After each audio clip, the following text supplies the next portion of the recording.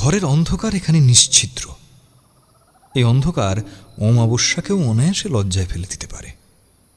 এই অন্ধকার যেন জাগতিক নয়, কোনো মহাজাগতিক নিরঙ্কুশ সীমাহীনতা এ অন্ধকারের আসল সংজ্ঞা। এই অন্ধকার যেন সমস্ত শুভ অশুভের বিভেদ তৈরি করে। এই নিষ্কাল অন্ধকারে কোনো প্রাণ যে দুদণ্ড তিষ্ঠতে পারে তা কল্পনা করা দুষ্কর। তবে ভালো করে দেখলে বোঝা যায় যে এখানেও প্রাণের স্পন্দন ধিকি ধিকি জ্বলছে। এখানেও জীবনের উপস্থিতি এই কালো মরুদ্যানকে একা হতে দেয়নি। একজোড়া নীলচে চোখ ইতস্তত ঘোরাফেরা করছে ওই অনন্ত অন্ধকারের মধ্যে। সেই চোখ যেন হাতিপাতি করে খুঁজছে কিছু। কারো উপস্থিতি টের পেয়েছে সেই চোখের মালিক। হঠাৎ অন্ধকারের এক কোণে চোখ আটকে যায় তার। সেখানে কালোর ঘনত্ব যেন খানিক বাড়াবাড়ি রকমের। সাধারণ লোক অপটু চোখে আশেপাশের অন্ধকারের সাথে এই জায়গার বিশেষ প্রভেদ করতে পারত না, কিন্তু এই একজোড়া নীলচে চোখ এই বিষয়ে দক্ষ। ধুরন্ধর সেই চোখ জোড়া এমন অনেক কিছুর সাক্ষী থেকেছে যা আর পাঁচটা মামুলি মানুষের পক্ষে এক কথায় অসম্ভব। চোখের মালিক হঠাৎ তার খ্যাপাটে গলায় চিৎকার করে বলে উঠল,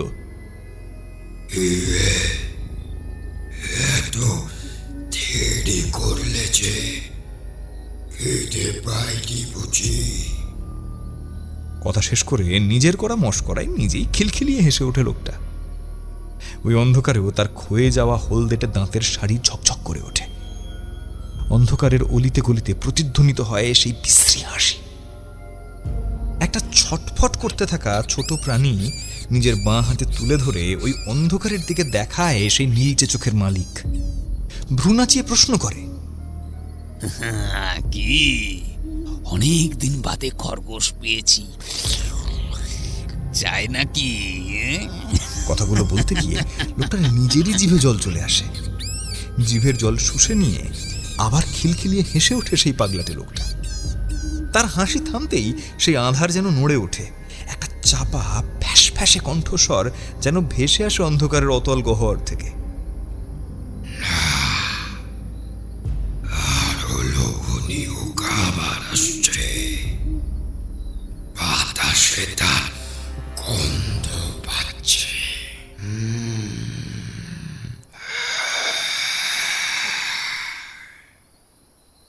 এইসব ছোটখাটো জিনিসে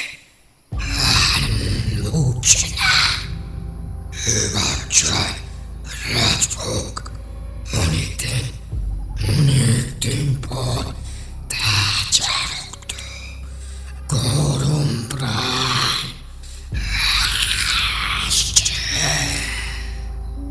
খাবার আসছে।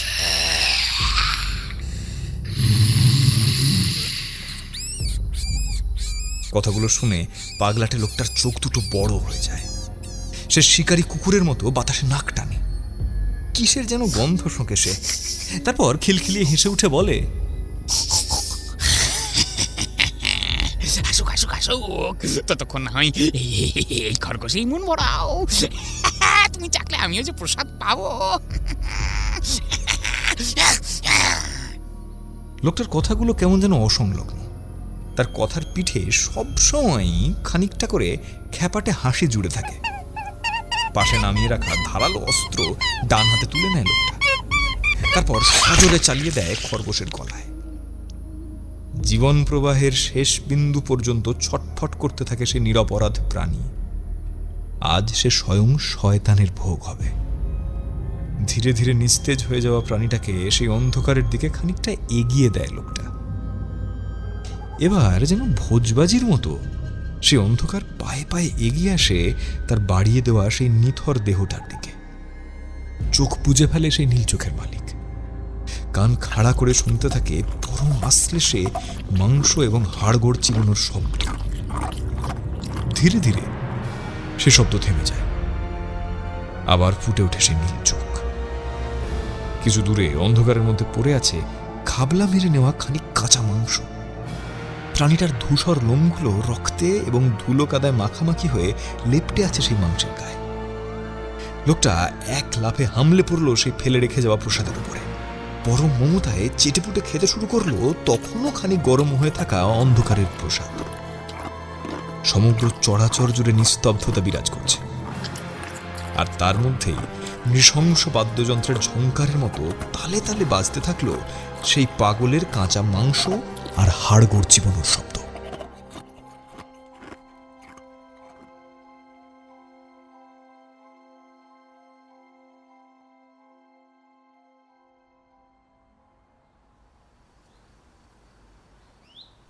দাদা, একটু দুধ হবে? না না, চা চাইছি না, ওই বাচ্চাটার জন্য একটু গরম দুধ যদি ব্যবস্থা করে দেন। ছোট্ট পাহাড়ি চা দোকানের কাছে কাতর আর্জি জানায় মারিয়াম। অনেকক্ষণ হয়েছে ঘুম ভেঙেছে মেয়েটার, একটু কিছু না খাওয়ালে শরীরটা আবার দুর্বল হয়ে পড়বে। এমনিতেই মেয়েটা অসুস্থ। এতক্ষণ রাস্তার ধারে একটিও দোকানপাট চোখে পড়েনি মারিয়ামের। চা দোকানের কাছে আলাদা করে দুধের ব্যবস্থা না থাকলেও বাচ্চা মেয়েটার মুখের দিকে তাকিয়ে তিনি চায়ের জন্য সরিয়ে রাখা দুধ থেকেই খানিকটা গরম করে কাঁচের গ্লাসে এগিয়ে দেন। অনেক ধন্যবাদ দাদা। গরম কাঁচের গ্লাসটা সাবধানে ধরে দোকানিকে ধন্যবাদ জানায় মারিয়াম। তারপর গ্লাসের দুধে ফু দিতে দিতে এগিয়ে যায় গাড়ির কাছে। গাড়ির ভিতর শীর্ণ ফ্যাকাশে হয়ে যাওয়া মুখের একটি বাচ্চা মেয়ে দূরে পাহাড়ের দিকে হাঁ করে চেয়ে বসে আছে। মেয়েটিকে দেখলেই বোঝা যায় সে মারাত্মক অসুস্থ। তার মাথায় একটিও চুল নেই। যে বয়সী বাচ্চাদের চোখ সদা চঞ্চল ও উত্তেজিত থাকে, সেই বয়সের একটি মেয়ের চোখ যে এত যন্ত্রণা কাতর, এত হতাশাগ্রস্ত হতে পারে তা না দেখলে বিশ্বাস করবার উপায় নেই। মেয়ের কাছে এগিয়ে গিয়ে মারিয়াম ওর মাথায় হাত বুলিয়ে দেয়, সস্নেহে বলে, রোজি বেটা, দুধটুকু খেয়ে নাও।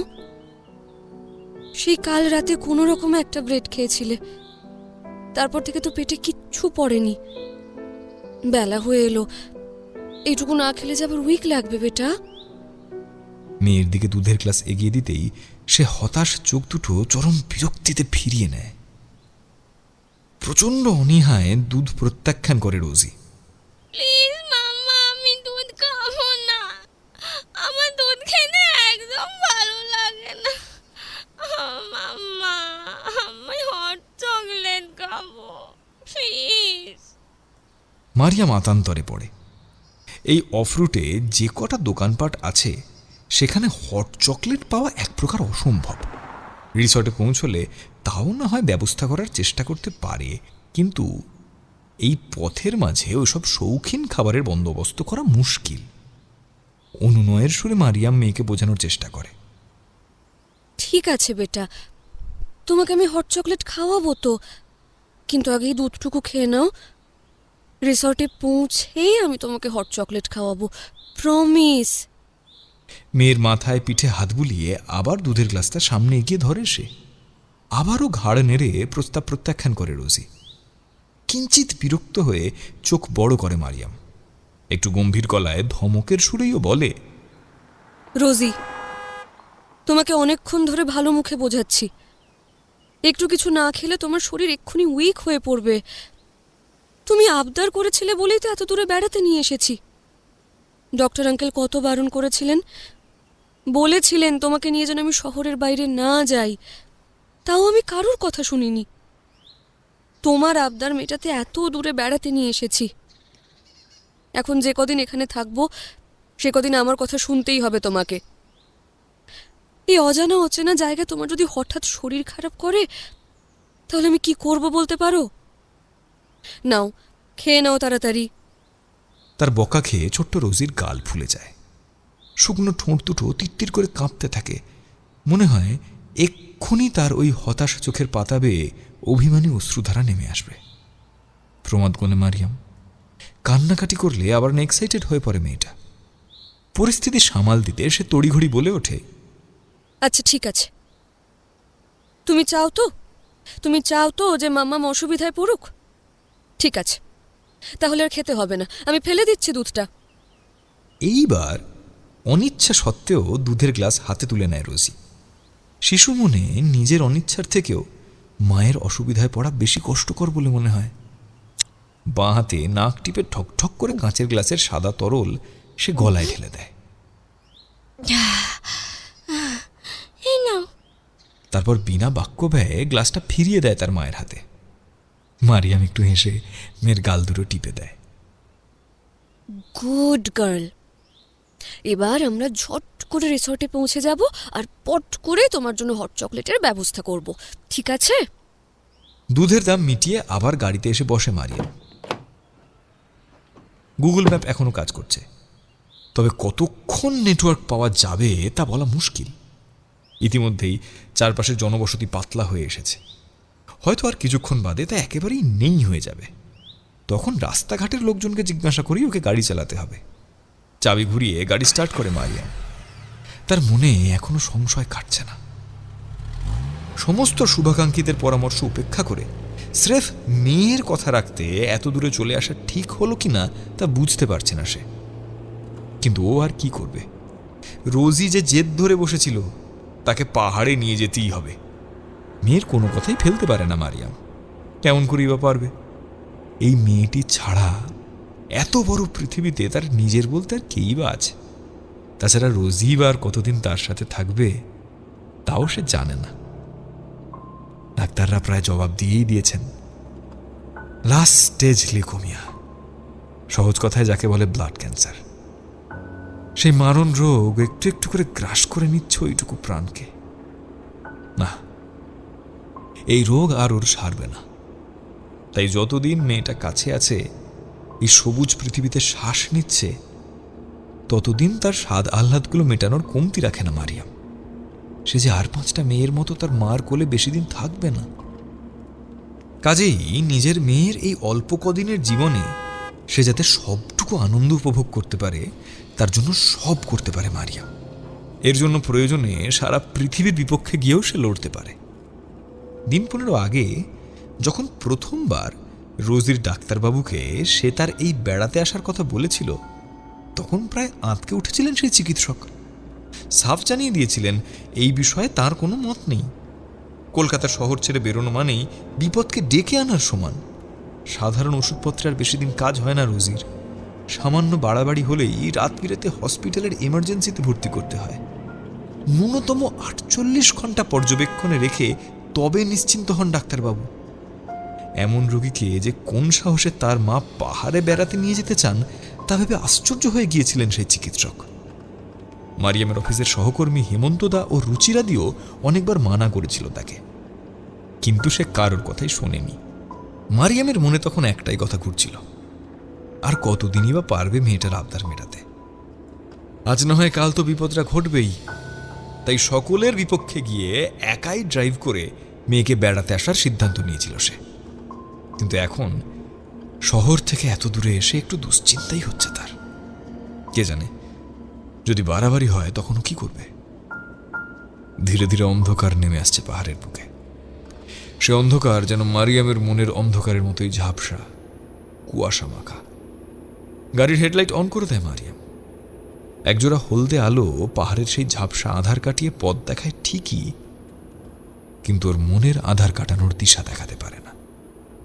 জায়গাটা রিসর্ট বলা হলেও এটা আদপেও তেমন নয়। একটা রিসর্ট বললে আমাদের মনে যে ঝকঝকে চকচকে অতিথি নিবাসের ছবিটা ভেসে ওঠে, এইটা তেমন নয় একেবারে। সম্ভবত কোনো এক সময় এখানে ঝাঁ চকচকে রিসর্ট বানানোর চেষ্টা হয়েছিল, কিন্তু কোনো কারণে তা হয়ে ওঠেনি। থাকার বন্দোবস্ত বলতে ছড়িয়ে ছিটিয়ে 3খানা কটেজ আর একটা বড় ডাইনিং হল উইথ কিচেন। এই ডাইনিং হলটা 3টে কটেজের ঠিক মাঝামাঝি জায়গায় দাঁড়িয়ে আছে। এর গায়ে একটা ছোট্ট ঘরে এখানকার কেয়ারটেকার কাম দারোয়ান কাম রান্নার লোক শ্যাম আর তার স্ত্রী লক্ষ্মী থাপার বাস। ঘণ্টাখানেক আগে যখন মারিয়াম তার মেয়েকে নিয়ে এখানে এসে পৌঁছয়, তখন চতুর্দিকে নিকষ অন্ধকার নেমে এসেছে। গাড়ির শব্দ শুনে শ্যাম থাপা বেরিয়ে আসে। ওর বউ লক্ষ্মী 2 নম্বর কটেজটা খুলে দেয়।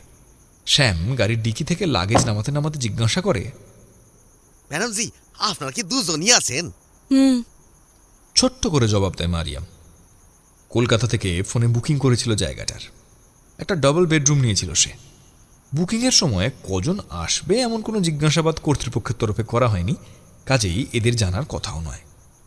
লোকটার পেছন পেছন ওদের জন্য নির্দিষ্ট কটেজে এসে ঢোকে মারিয়াম। ব্যবস্থা মন্দ নয়, পরিষ্কার পরিচ্ছন্ন ডাবল বেড, ঘরের এক কোণে একটা টেবিল, গোটা 2 চেয়ার, আর কোণের দিকে একটা ফায়ার প্লেসও রয়েছে। শৌখিন হলদে বাল্বের আলোয় ঘরের ভেতরটা বেশ সুদৃশ্য লাগছে। ঘরের লাগোয়া বাথরুমটাও একবার দেখে নিল সে। খুব আহামরি না হলেও মোটের উপর পরিষ্কার পরিচ্ছন্ন এবং ছিমছাম। সেখানে অবশ্য সাদা এলইডি আলোর আয়োজন রয়েছে। মারিয়াম কেয়ারটেকার ভদ্রলোককে প্রশ্ন করে, এখানে কি সব সময় আলো থাকে, নাকি জেনারেটর গোছের কিছু ব্যবস্থা রয়েছে? ম্যাডাম জি, আলো মোটামুটি সব সময় থাকে, তবে না থাকলেও অসুবিধা নেই, আমরা জেনারেটর চালিয়ে দিই। জবাব দেয় শ্যাম থাপা। ইতিমধ্যে লক্ষ্মী এসে দাঁড়িয়েছে ঘরে। ক্লান্ত রোজির দিকে তাকিয়ে মৃদু হেসে সে ভাঙা ভাঙা বাংলায় বলে, আপনার লড়কি ভারী মিষ্টি। টায়ার্ড হয়ে গেছে না বিটিয়া? রোজি জবাব দেয় না। নতুন মানুষদের চট করে আপন করে নেওয়ার পদ্ধতি ওর জানা নেই। একটু একটু করে সকলের সাথে সময় কাটাতে কাটাতে তবেই নিজের মনের দ্বার খুলতে পারে বাচ্চাটা। সে ক্লান্ত ঘাড়টা মায়ের গায়ে এলিয়ে রেখে চুপচাপ দাঁড়িয়ে থাকে। মারিয়াম লক্ষ্মীর চোখে স্বাভাবিক কৌতূহল লক্ষ্য করে। সম্ভবত ন্যাড়া মাথা দেখেই বাকিদের মতো এই কেয়ারটেকার পত্নীও কৌতূহল বোধ করছে। সে তার মেয়ের হয়ে জবাব দেয়, হ্যাঁ, ও একটু টায়ার্ড। আমার নাম লক্ষ্মী। आप लोग রাতে কি খাবেন ম্যাডাম? কি খাওয়াবে লক্ষ্মী? চিকেন চলবে তো? হ্যাঁ, তা চলতেই পারে, তবে বেশি তেল মশলা দিও না, কেমন? আচ্ছা ম্যাডাম, সাথে কি রুটি আর ভাত? ভাতটাই বেটার। আর লক্ষ্মী, এখন একটু চা খাওয়া যাবে প্লিজ? জি জি জরুর। ঘাড় নেড়ে বেরিয়ে যায় লক্ষ্মী। ওর পেছন পেছন শ্যামও বেরিয়ে যায়। যাওয়ার আগে পিছন ফিরে কিছু একটা বলার চেষ্টা করে লোকটা। ইয়ে, মারিয়াম জিজ্ঞাসা করে, কিছু বলবেন? না ম্যাডাম জি, তেমন কিছু নয়। বলছিলাম যে অন্ধকারে এদিক ওদিক বেরোবেন না প্লিজ। পাহাড়ি জঙ্গল এলাকা আছে না, কোথায় কি বিপদ হয়ে যাবে। কোথাও বেরোনোর হলে আমাকে বলবেন, কেমন? এই বলে প্রায় ছুটে সেখান থেকে চলে গেল শ্যাম থাপা। যেন ওর কথার কোনো পাল্টা প্রশ্ন এড়াতেই এমনভাবে দৌড়ে পালালো সে। একটু অবাকই হলো মারিয়াম। সে মনে মনে ভাবে, লোকটা অমনভাবে পালালো কেন? তবে মেয়ের ডাকে বেশিক্ষণ এই নিয়ে ভাববার সময় পায় না সে। ঘরের ভিতর থেকে রোজির কাতর কণ্ঠ ভেসে আসে, মাম্মা, হট চকলেট তুমি প্রমিস করে দিলে। এগিয়ে গিয়ে মেয়েকে কোলে তুলে নেয় মারিয়াম। সস্নেহে বলে, দেবো মাম্মা, দেবো। লক্ষ্মী আন্টিকে বলবো রাতে শোয়ার আগে তোমাকে হট চকলেট বানিয়ে দিতে। হ্যাপি? শিশুসুলভ হাসিতে ভরে ওঠে রোজির মুখটা। সে ঘাড় নেড়ে জানায় যে সে খুশি হয়েছে। মেয়ের গালে একটা চুমু খায় মারিয়াম। হাত মুখ ধুয়ে বিছানায় এসে বসতে না বসতেই রাতের খাবার ডাক আসে। কেয়ারটেকার ভদ্রলোক এসে জানান খাবার রেডি। তারা যেন ডাইনিং হলে গিয়ে খাওয়াটা সেরে নেয়। কটেজ থেকে ডাইনিং হলের মাঝের দূরত্ব খুব বেশি নয়, বড় জোর 20 কদম হবে। তবে দূরত্বটুকু নিঃসীম অন্ধকারে ঢাকা। এখানে কোনো আলোর বন্দোবস্ত নেই। মোবাইলের ফ্ল্যাশ লাইট জ্বালিয়ে মেয়ের হাত ধরে কোনো রকমে ডাইনিং হলে এসে পৌঁছায় মারিয়াম। ওদের জন্য চেয়ার টেবিল পরিষ্কার করে রাখা রয়েছে। সেখানে বসতে বসতে ও বলে, আচ্ছা, মাঝের জায়গাটুকুতে একটা আলো দাওনি কেন? আর কিছু না হোক সাপখোপ তো আসতে পারে। না ম্যাডাম জি, এখানে সাপের উপদ্রব নেই। তাছাড়া শুধু শুধু আলো জ্বালিয়ে লাভই বা কি আছে বলুন? দেখছেনই তো রিসর্টের অবস্থা, লোকজনই আসে না তেমন। আমরা দুজন স্বামী স্ত্রী সব আগলে পড়ে রয়েছি। রুটি দিয়ে চিকেনের একটা টুকরো মুখে পুরে চিবোতে চিবোতে মেয়েকে খানিকটা খাইয়ে দেয় মারিয়াম। তারপর খাবারের স্বাদের প্রশংসা করে লক্ষ্মীর দিকে ইঙ্গিতপূর্ণ ইশারা করে সে। দারুণ। শ্যামথাপা বলে চলে, তবে আপনি চিন্তা করবেন না ম্যাডাম জি, এই যে দেখছেন 3টে ঘন্টা, এদের এক একটা দড়ি সোজা এক একটা কটেজে চলে গেছে। আপনাদের বিছানার পাশেই ওই দড়ির শেষটা আছে। যখনই কিছু প্রয়োজন পড়বে ওই দড়ি ধরে টান দেবেন, আমি পৌঁছে যাব। ভারী ইন্টারেস্টিং তো। সাধারণত হোটেল বা রিসোর্টগুলোতে ইন্টারকমের বন্দোবস্ত থাকে, এই যে দেখছি একেবারে প্রিমিটিভ ব্যবস্থা। আসলে ম্যাডাম, ওই একই কথা বারবার বলতে হয়। গুড় ঢাললে তবেই তো মিষ্টি হবে, আর হোটেল ব্যবসায়ীর গুড় কাস্টমারেরাই তো ঢালে ম্যাডাম। মালিক বড় আশা করে জায়গাটা তৈরি করেছিলেন, তারপর কি থেকে যে কি হয়ে গেল। নিজের শেষ কথাগুলো অসমাপ্ত রেখেই চুপ করে যায় কেয়ারটেকার ভদ্রলোক। মারিয়ামের মনে হয় লোকটা যেন কি একটা বলতে গিয়েও বলল না। সে কৌতূহলবশত জিজ্ঞাসা করে, কেন? কোনো দুর্ঘটনা ঘটেছিল বুঝি? ও লক্ষ্য করলো প্রশ্নটা শুনে যেন লোকটা কেমন শিউরে উঠল, যেন অতীতের কোনো রোমহর্ষক ঘটনার কথা মনে পড়ে গেছে তার। মাংসের বাটি হাতে রান্নাঘর থেকে বেরিয়ে এসেছে লক্ষ্মী। সে হেসে বলে, ম্যাডাম থোড়া ওর চিকেন দাও। না না, আমি বেশি খেতে পারি না, আর আমার মেয়েও তার মার মতোই। তবে আমার একটা আবদার আছে, কিন্তু অবশ্য আবদারটা ঠিক আমার নয়, আমার মেয়ে রোজির। ও একটু হট চকলেট খেতে চেয়েছে। শোয়ার আগে সেটার ব্যবস্থা করা যায় কি?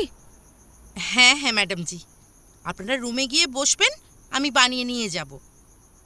লক্ষ্মীর চোখে মুখে এসে কৌতূহলের ভাবটা আবার উঁকি দিচ্ছে দেখে মারিয়াম জিজ্ঞাসা করে, কিছু বলবে? না মানে ম্যাডাম। ইতস্তত করে লক্ষ্মী। ওর মাথা ন্যাড়া কেনই তো? হ্যাঁ ম্যাডাম, অনেকের বাড়িতেই মান্নাতের ব্যাপার থাকে জানি, কিন্তু সে তো ছোটবেলায়, এত বড় বয়সে। না না, তেমন কোনো বিষয় নয়। আসলে আমার মেয়েটা একটু অসুস্থ, অনেক ওষুধ খেতে হয় ওকে, আর সেই ওষুধের জন্যই। কি হয়েছে ম্যাডাম বিটিআর? সরল মনে প্রশ্ন করে লক্ষ্মী। মেয়ের মাথায় হাত বুলিয়ে দিয়ে মারিয়াম বলে, ওর ব্লাড ক্যান্সার হয়েছে, লাস্ট স্টেজ। চমকে ওঠে লক্ষ্মী। কিছু একটা বলতে যায় সে, কিন্তু মাঝপথেই কথা বলে ওঠে তার স্বামী শ্যাম। যা লক্ষ্মী, হট চকলেটটা বানিয়ে দে। ম্যাডামদের খাওয়া তো প্রায় শেষ, রাতও হয়েছে অনেক, ওরা আর কতক্ষণ অপেক্ষা করবেন। মারিয়ামের বারবার মনে হতে থাকে এই লোকটা কেমন যেন রহস্যময়। সে যেন ইচ্ছে করেই বেশ কিছু কথা গোপন করে রাখছে ওদের থেকে। মুখে নিজের সন্দেহের ভাব প্রকাশ না করে সে বলে, আরে রাত কোথায়? সবে তো 8টা, এখন তো আমাদের সবে সন্ধে। সে ম্যাডামজি, শহরে ওসব সম্ভব, এখানে 8টা মানে গভীর রাত। আর দেরি করা ঠিক হবে না ম্যাডাম, আপনারা ঘরে যান, লক্ষ্মী হট চকলেট দিয়ে আসবে। একটু গম্ভীর স্বরেই জবাব দেয় শ্যাম থাপা। মেয়েকে নিয়ে ঘরে এসে লোকটার কথাগুলো ভাবছিল মারিয়াম। এমন সময় দরজায় কড়া নাড়া শব্দ হয়। বাইরে থেকে লক্ষ্মীর গলার আওয়াজ পাওয়া যায়, ম্যাডাম, ও ম্যাডাম, বিটিআর হট চকলেট নিয়ে এসেছি ম্যাডাম। উঠে গিয়ে দরজা খোলে মারিয়াম। বাইরেটায় কালো অন্ধকারের চাদর পিছনে রয়েছে, তার মধ্যে একটা কাঁচের গ্লাসে হট চকলেট নিয়ে দাঁড়িয়ে রয়েছে লক্ষ্মী। মারিয়াম তাকে ভিতরে ডাকে, এসো লক্ষ্মী, ভিতরে এসো। লক্ষ্মী একবার ডাইনিং হলের দিকে দেখে নেয় যেন, তারপর হট চকলেটের গ্লাসটা মারিয়ামের হাতে দিয়ে একটু ঝুঁকে চাপা গলায় ফিসফিস করে বলে, आपकी लड़की ठीक हो सकती मैडम, मेरी पास और रास्ता है। মহিলার কথাগুলো কেমন যেন অসংলগ্ন লাগে মারিয়ামের। কলকাতার তাবড় তাবড় ডাক্তাররা যে রোগের চিকিৎসা করতে পারল না তা সারানোর উপায় কি? আর সেই উপায়ে এই পাহাড়ি অর্ধশিক্ষিত মহিলা কি করেই বা জানবে? এ নিশ্চয়ই কোনো গ্রাম্য কুসংস্কারের আহ্বান। গ্রামগঞ্জ বা ছোটখাটো মফস্বল শহরে এ জাতীয় টোটকা বা ঘরোয়া ইলাজ সহজেই চোখে পড়ে। কোথাও কোথাও জনমানসে এইসবের মূল্য বিলেত ফেরত ডাক্তারের চিকিৎসার থেকেও বেশি। লক্ষ্মী নিশ্চয়ই সেই রকমই কোনো রোগ নিরাময় পদ্ধতির কথা তাকে বলতে এসেছে। তবে কথায় বলে, ডুবন্ত মানুষ খড়কুটোকেও আঁকড়ে ধরে। তাছাড়া চট করে কাউকে মনে আঘাত দিতে চায় না মারিয়াম। নিজের একমাত্র আপনজন, নারী ছেঁড়া ধন, ওই মেয়ের জন্য নিজের জীবনটাও দিতে পারি আমি। আমার সাধ্যের বাইরে গিয়ে ওর চিকিৎসার জন্য কম খরচ তো করলাম না। তুমি যদি সত্যি ওর রোগ সারানোর কোনো উপায় বলে দিতে পারো, তবে আমি যে কোনো মূল্য দিতে প্রস্তুত। বলো বলো না, কি উপায় তুমি জানো?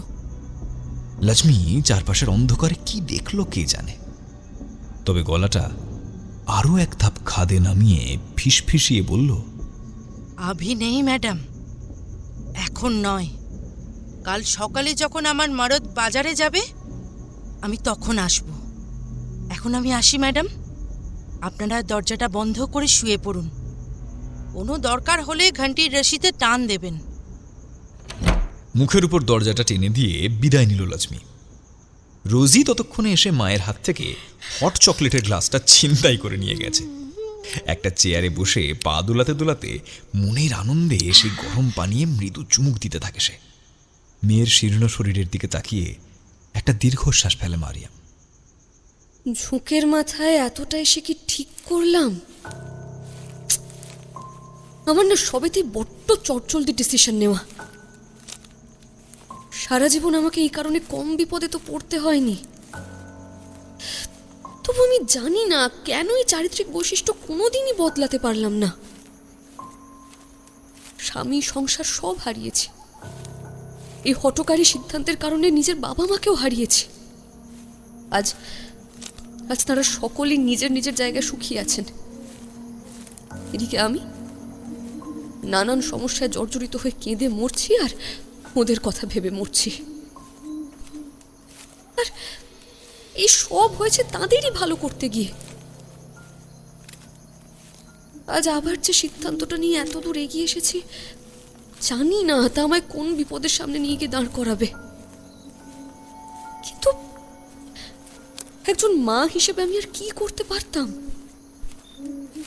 যতই বিপদ আসুক, যতই ঝুঁকি থাকুক, মেয়ের ভালোর জন্য আমাকে একবার শেষ চেষ্টা করে দেখতেই হবে। মনে মনে কথাগুলো আওড়াতে আওড়াতে পাহাড়ি ঢাল বেয়ে গিয়ে চলছিল মারিয়াম। তার লক্ষ্য একটা জনবিরল পাহাড়ি গ্রাম। সেই গ্রামেই নাকি পাওয়া যেতে পারে রোজির আরোগ্যের ঠিকানা। বড় বড় পাহাড়ি গাছপালায় ঘেরা জঙ্গলের মধ্যে ছোট্ট সুড়ি পথ এঁকে বেঁকে চলেছে। এই পথের শেষেই সম্ভবত সেই আরোগ্য নিকেতনের হদিশ পাওয়া যাবে। জানা যাবে কোন সে জাদুমন্ত্র বলে সেরে উঠবে ছোট্ট রোজি। এই গ্রামের খবর আগেই জানতে পেরেছে মারিয়াম, আর সবটা জেনে নিজেকে স্থির রাখতে পারেনি সে। হিতাহিত ভুলে ছুটে এসেছে নিজের মেয়ের রোগ সারাতে। এই গ্রামে আদৌ এমন কোনো লোক আছে কিনা ভগবান জানে, তবে লক্ষ্মী যে আত্মপ্রত্যয়ের সাথে কথাগুলো বলছিল, তাতে সে যে বানিয়ে বানিয়ে কথাগুলো বলেনি তা শতকরা 100% নিশ্চিত। তবে সে মারিয়ামকে এই গ্রামের হদিস দিলেও নিজে সাথে করে আসতে রাজি হয়নি। তার কথা অনুযায়ী এই পাহাড়ি গ্রামে নাকি কোনো একটা বিচিত্র ভয়ঙ্কর ঘটনা ঘটে, যার মুখোমুখি হওয়ার সাহস ওর নেই। অতএব মেয়ের রোগ সারাতে হলে মারিয়ামকে একাই এই গ্রামে আসতে হতো।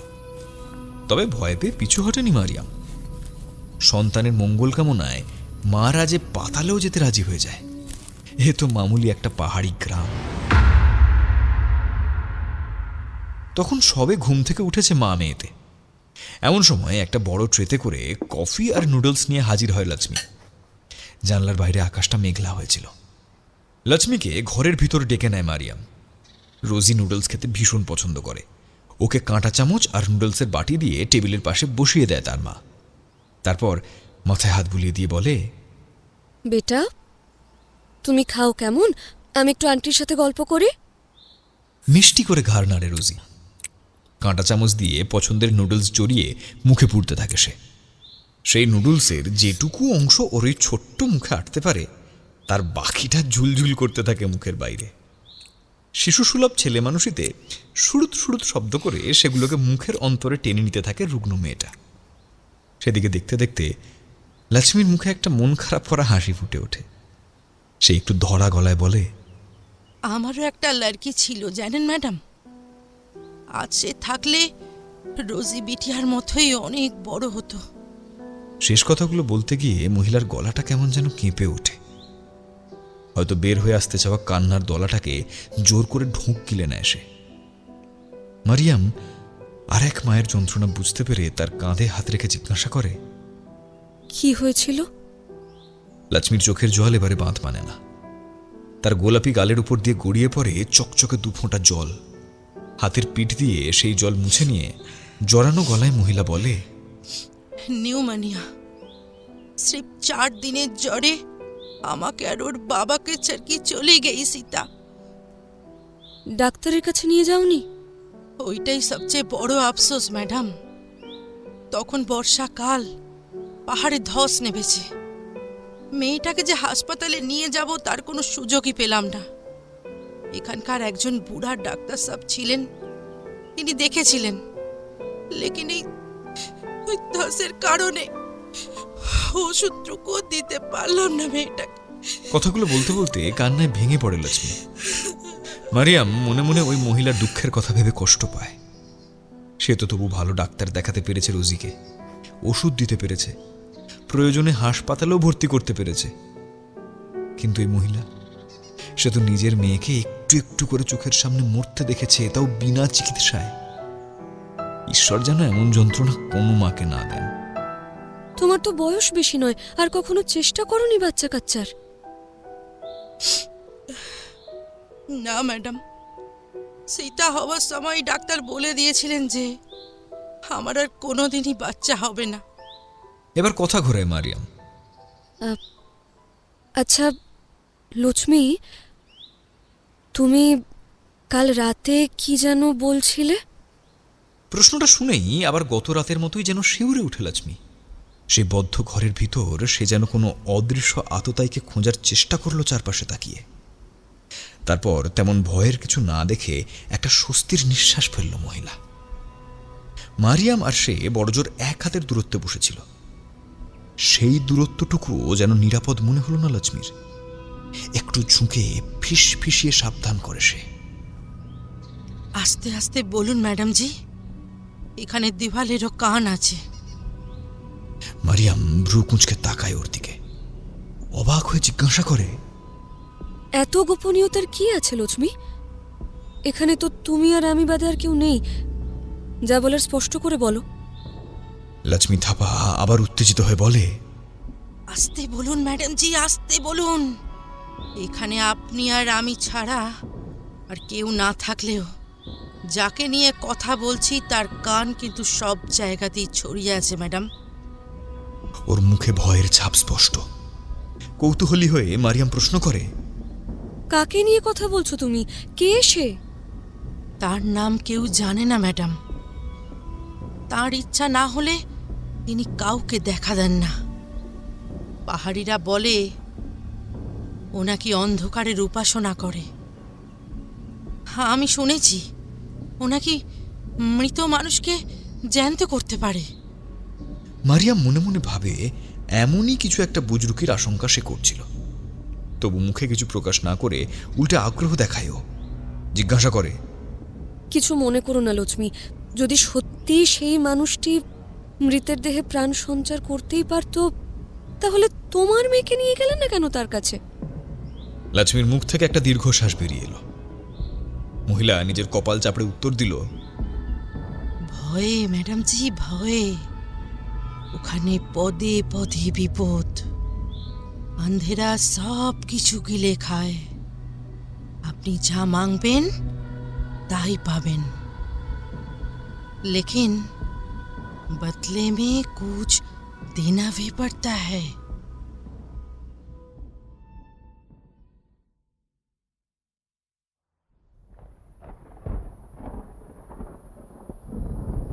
কাকে চাই? একটা ফ্যাস ফ্যাসে কণ্ঠস্বরে চমকে পিছনে ফিরে তাকায় মারিয়াম। সকালের কথাগুলো ভাবতে ভাবতে কখন যে সে গভীর জঙ্গলে ঢুকে পড়েছিল তা খেয়ালই করেনি। শুঁড়িপথটাও যেন কোথায় হারিয়ে গিয়েছে, সেটাকে আর আশেপাশে দেখাও যাচ্ছে না। আকাশে কালো করে মেঘ জমেছে। সেই মেঘের আড়ালে সূর্যের আলো কোথায় যেন হারিয়ে গেছে। অন্ধকারাচ্ছন্ন বনের পটভূমিতে ঈষৎ কুঁজো হয়ে দাঁড়িয়ে রয়েছে একটা বেঁটে রোগা বুড়ো। বৃদ্ধের চেহারা বা চোখ মুখ থেকে তার বয়স আন্দাজ করা কঠিন। তবে মারিয়াম নিশ্চিত যে বৃদ্ধের বয়স কোনোভাবেই ৮০ বা ৮৫-র নিচে নয়। লোকটার সারা গা স্রেফ একটা চটের বস্তা দিয়ে ঢাকা। উত্তরবঙ্গে এই দারুণ শীতে যখন ৩-৪টে গরম জামাতেও গায়ে কাঁপুনি ধরে, তখন ওইভাবে অত বয়স্ক একজন মানুষ কিভাবে শীতকে উপেক্ষা করে রয়েছেন তা ভেবে আশ্চর্য হয়ে যায় মারিয়াম। ওকে চুপ করে দাঁড়িয়ে থাকতে দেখে বুড়োটা আবার তার কালো কুচকুচে আঙুল মুচিয়ে জিজ্ঞাসা করে, কাকে চাই? এ জঙ্গল বড় ভয়ঙ্কর। চলে যা, চলে যা, এখান থেকে চলে যা, এক্ষুনি চলে যা। খিলখিলিয়ে হেসে ওঠে সেই বুড়ো। সেই হাসি কোনো সুস্থ মানুষের মুখ থেকে বেরোতে পারে না। হাসির দমকের সাথে সাথে বুড়োর ওই রোগাটে শরীর থরথর করে কেঁপে উঠছিল। জনহীন জঙ্গলে এমন একটা খ্যাপাটে অসংলগ্ন মানুষের সামনে দাঁড়িয়ে থাকতে বেশ অস্বস্তি হচ্ছিল মারিয়ামের। সে আমতা আমতা করে বলল, আগে আমি এসেছি আমার মেয়েকে সারিয়ে তোলার জন্য। এখানের একজন আমাকে যা বলল যে এই জঙ্গলে নাকি একটা গ্রাম আছে, যে গ্রামে একজন অলৌকিক ক্ষমতাবান পুরুষ থাকেন, তিনি নাকি পারবেন আমার মেয়েকে সারিয়ে তুলতে। বুড়ো চোখ বুজে কি যেন ভাবল, বাতাসে নিজের চারদিকে নাক টেনে টেনে কি যেন শুঁকল। তারপর আবার সেই ফ্যাস ফ্যাসে গলায় বলে উঠল,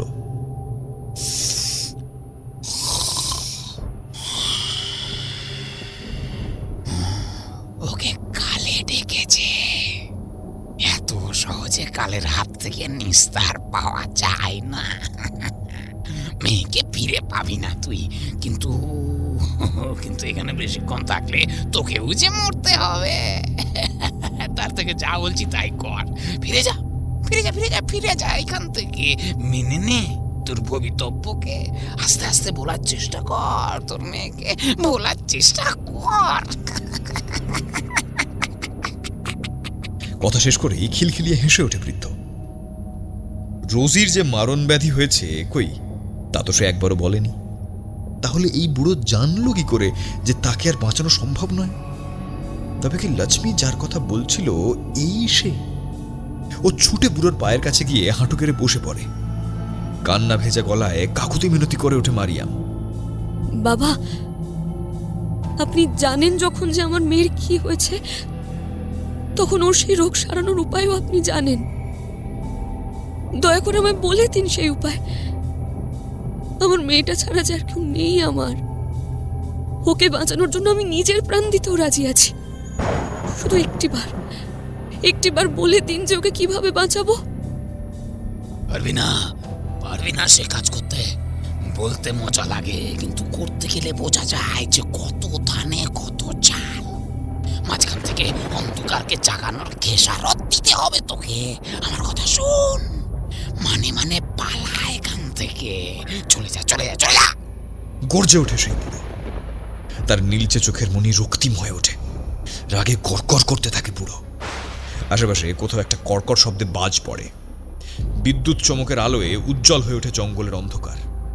ওই মিশকালো বুড়োর পা জড়িয়ে ধরে বসে থাকে মারিয়াম। আমার কাজ ছিল তোকে সাবধান করা, করেছি, কিন্তু তুই শুনিসনি। এবার যদি বিপদ আপদ কিছু হয় তখন কিন্তু আমায় দুষবি না। সাবধান করে দেয় সেই খ্যাপাটে বুড়ো। জায়গাটা এমন বিশ্রী অন্ধকার যে নিজের হাত পা পর্যন্ত ঠিক করে দেখা যায় না। সাথে একটা দম বন্ধ করা গন্ধে প্রাণ ওষ্ঠাগত হয়ে যাচ্ছে। তবু শেষটা দেখার জন্য দাঁতের দাঁত চেপে সহ্য করছে মারিয়াম। এই বৃদ্ধ সত্যি সত্যি তেমন ক্ষমতাশালী, নাকি পুরোটাই ভাঁওতা তা পরখ করে নেওয়ার ইচ্ছেটা কিছুতেই দমাতে পারছে না ও। যদি বুড়োটা সত্যিই তেমন কোনো অলৌকিক ক্ষমতার অধিকারী হয়, তবে যেভাবেই হোক রোজির রোগ সারাবার একটা চেষ্টা করতেই হবে। যদি পুরোপুরি নাও সারে, অন্তত আরো কয়েকটা বছর মেয়েটাকে কাছে রাখার একটা চেষ্টা সে করবেই। তবে যদি লোকটার তেমন কোনো ক্ষমতা না থাকে, তাহলে এইসব বুজরুকদের কিভাবে শায়েস্তা করতে হয় তাও ভালো মতোই জানে। বৃদ্ধের সাবধান বাণীর উত্তরে মারিয়াম বলে, আপনি শুধু আমার মেয়েটাকে সারিয়ে তুলুন। বদলে যত টাকা লাগে আমি সব দেব। আমার শেষ কপরটুকু তুলে দেব আপনার হাতে। কি বললি টাকা? আমায় টাকা দেখাচ্ছিস? আবার উন্মাদের মতো অট্টহাসিতে ফেটে পড়ে সেই বৃদ্ধ। হাসি থামতেই একটু শ্বাস নিয়ে বলে, তোদের এই এক স্বভাব জানিস তো, সব কিছুতেই তোরা টাকার গরম দেখাস। পারবি টাকা গুঁজে দিয়ে মেয়েটাকে বাঁচিয়ে তুলতে, নাকি টাকার জোরে দিনকে রাত করতে পারবি? টাকার গরমে আম গাছেতে জামও ফলাতে পারবি না, কিন্তু যখন পারবি না তখন সব কিছুতে ওরকম তোরা টাকা টাকা টাকা টাকা টাকা টাকা করিস কেন?